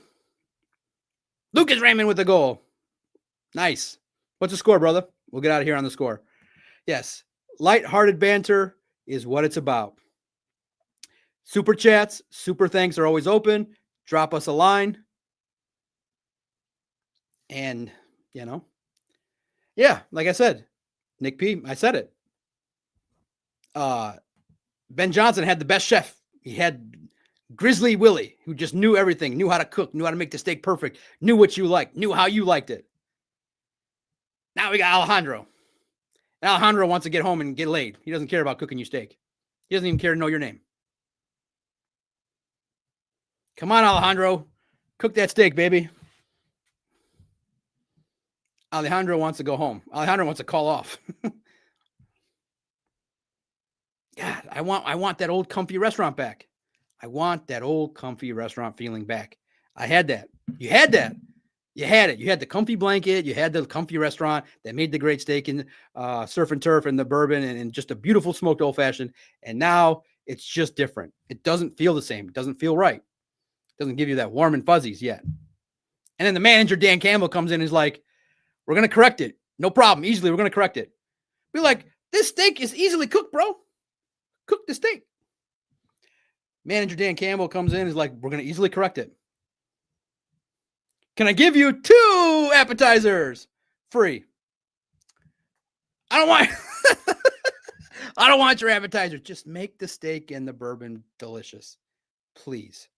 I'm John Macaroon. That's been 2 hours and 45 minutes. I don't even know where that time went. I have never talked that long, that straight in my life. I don't know how I did it. I don't know even if I'll ever replay this, but you made it fun. I don't feel as bad. I'm going home to make a Hazel Baden, whatever it is, old fashions. I'm going to lay down. I'm going to recap some football from outside of Detroit. And please leave some comments, some likes. Thank you to the 1,350 people. I keep taking pictures because I am truly, like I said, if someone says he's an egomaniac, he is truly humbled and surprised by the number of people that I see that are counted on the screen. Truly, I am surprised. Wow. It means a lot. I had a lot of fun. Let's keep the train rolling. Trade deadline. Understand, this is how you can find me. Lions on SI. The website is free. The YouTube channel is free. Like, comment, conversate, debate, If I'm wrong, if I was totally wrong, if you just, hey, this doc, you're too negative, it's a nothing burger, they're going to crush Commanders, let me know. Let's talk. Let's have a conversation, because right now people are a little bit concerned that things are not as good as they appear to be. At Detroit Podcast is the hub where you can find everything centralized, the articles, where they are, what the podcast schedule looks like, what comments are. Cheers to all of you. One last shout out round. I think you guys like the shout out. I think that's why every time I do them, the numbers go up. Doughboy Steve, your membership means the world to me. Hopefully one day if you come to Michigan, if you're in Michigan, you can buy me an old fashioned. And when you buy it for me, I like the Eagle Rare old fashioned, please. No, we can do the Kessler. Bring the listen, Doughboy Steve, if we meet, bring the Kessler and some peanut butter sandwiches. We'll shoot the shit. Ghetto Boy Juan, my man. Adam Kerr. Austin LeBeau, Rick Rogers, Nick P. A lot of comments from Nick P. A lot of good comments. Always join, be a member of the community. PPW, 350Z unit. Seek the truth. Shout out to you. Oh, it's time to go. The police sirens are going off in Sterling Heights. Hope I'm safe. I got a 30-minute drive. Chief, my man, if the Lions don't make a move for an offensive lineman, that would be criminal. Stephen Wright. Jay Hart. Brian Turner. Thank you guys for listening. It means a lot to me. It really does. That's all I got. I think that's the longest consecutively I've talked into a microphone talking Detroit sports. I'll never forget it, maybe never replicate it, but I like to say always the Doc, Detroit Sports Podcast, Lions on SI, Lone Wolves, whatever myriad of names you know me as, often imitated, can never be duplicated. I'm one of one. I'm okay. The boss of the operation. I love podcasting as evidenced. I love doing this. I love talking junk. I love reacting to sports. And you guys made me feel better. I hope in return, I've done the same for you. Hit the like button. Just tell one person, hey, there's a nice dude. There's a nice dude that talks sports and gives you the neighborhood community feel. I want to really be the old time feel place that you go to that you feel like you know, that is the same dude day in, day out, that knows your name, wants to know your name, wants to, when you come to the restaurant, shake your hand and say, how's the family? Is the wife still cheating on you? You still with her? That's me.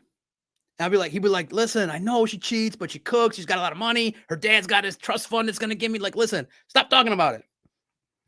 I'd be like, but she's cheating on you, man. All right, I'll give you a free beer. No problem. That's me. Let's talk soon. I'm the Doc, John Macaroon. The trade deadline is going to be wild. Please, listen, I know I pray. Listen, I'll share. What I have in here is a cross, a huge cross. God's blessed me. I hope he blesses you the same. I'll share it. I don't care.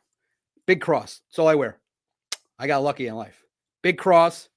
And I believe I'm a faithful person. For your scoops, go to Booner and Ricky Scoops. They're your trusted sources. Don't trust me. Dear Lord, dear big man upstairs,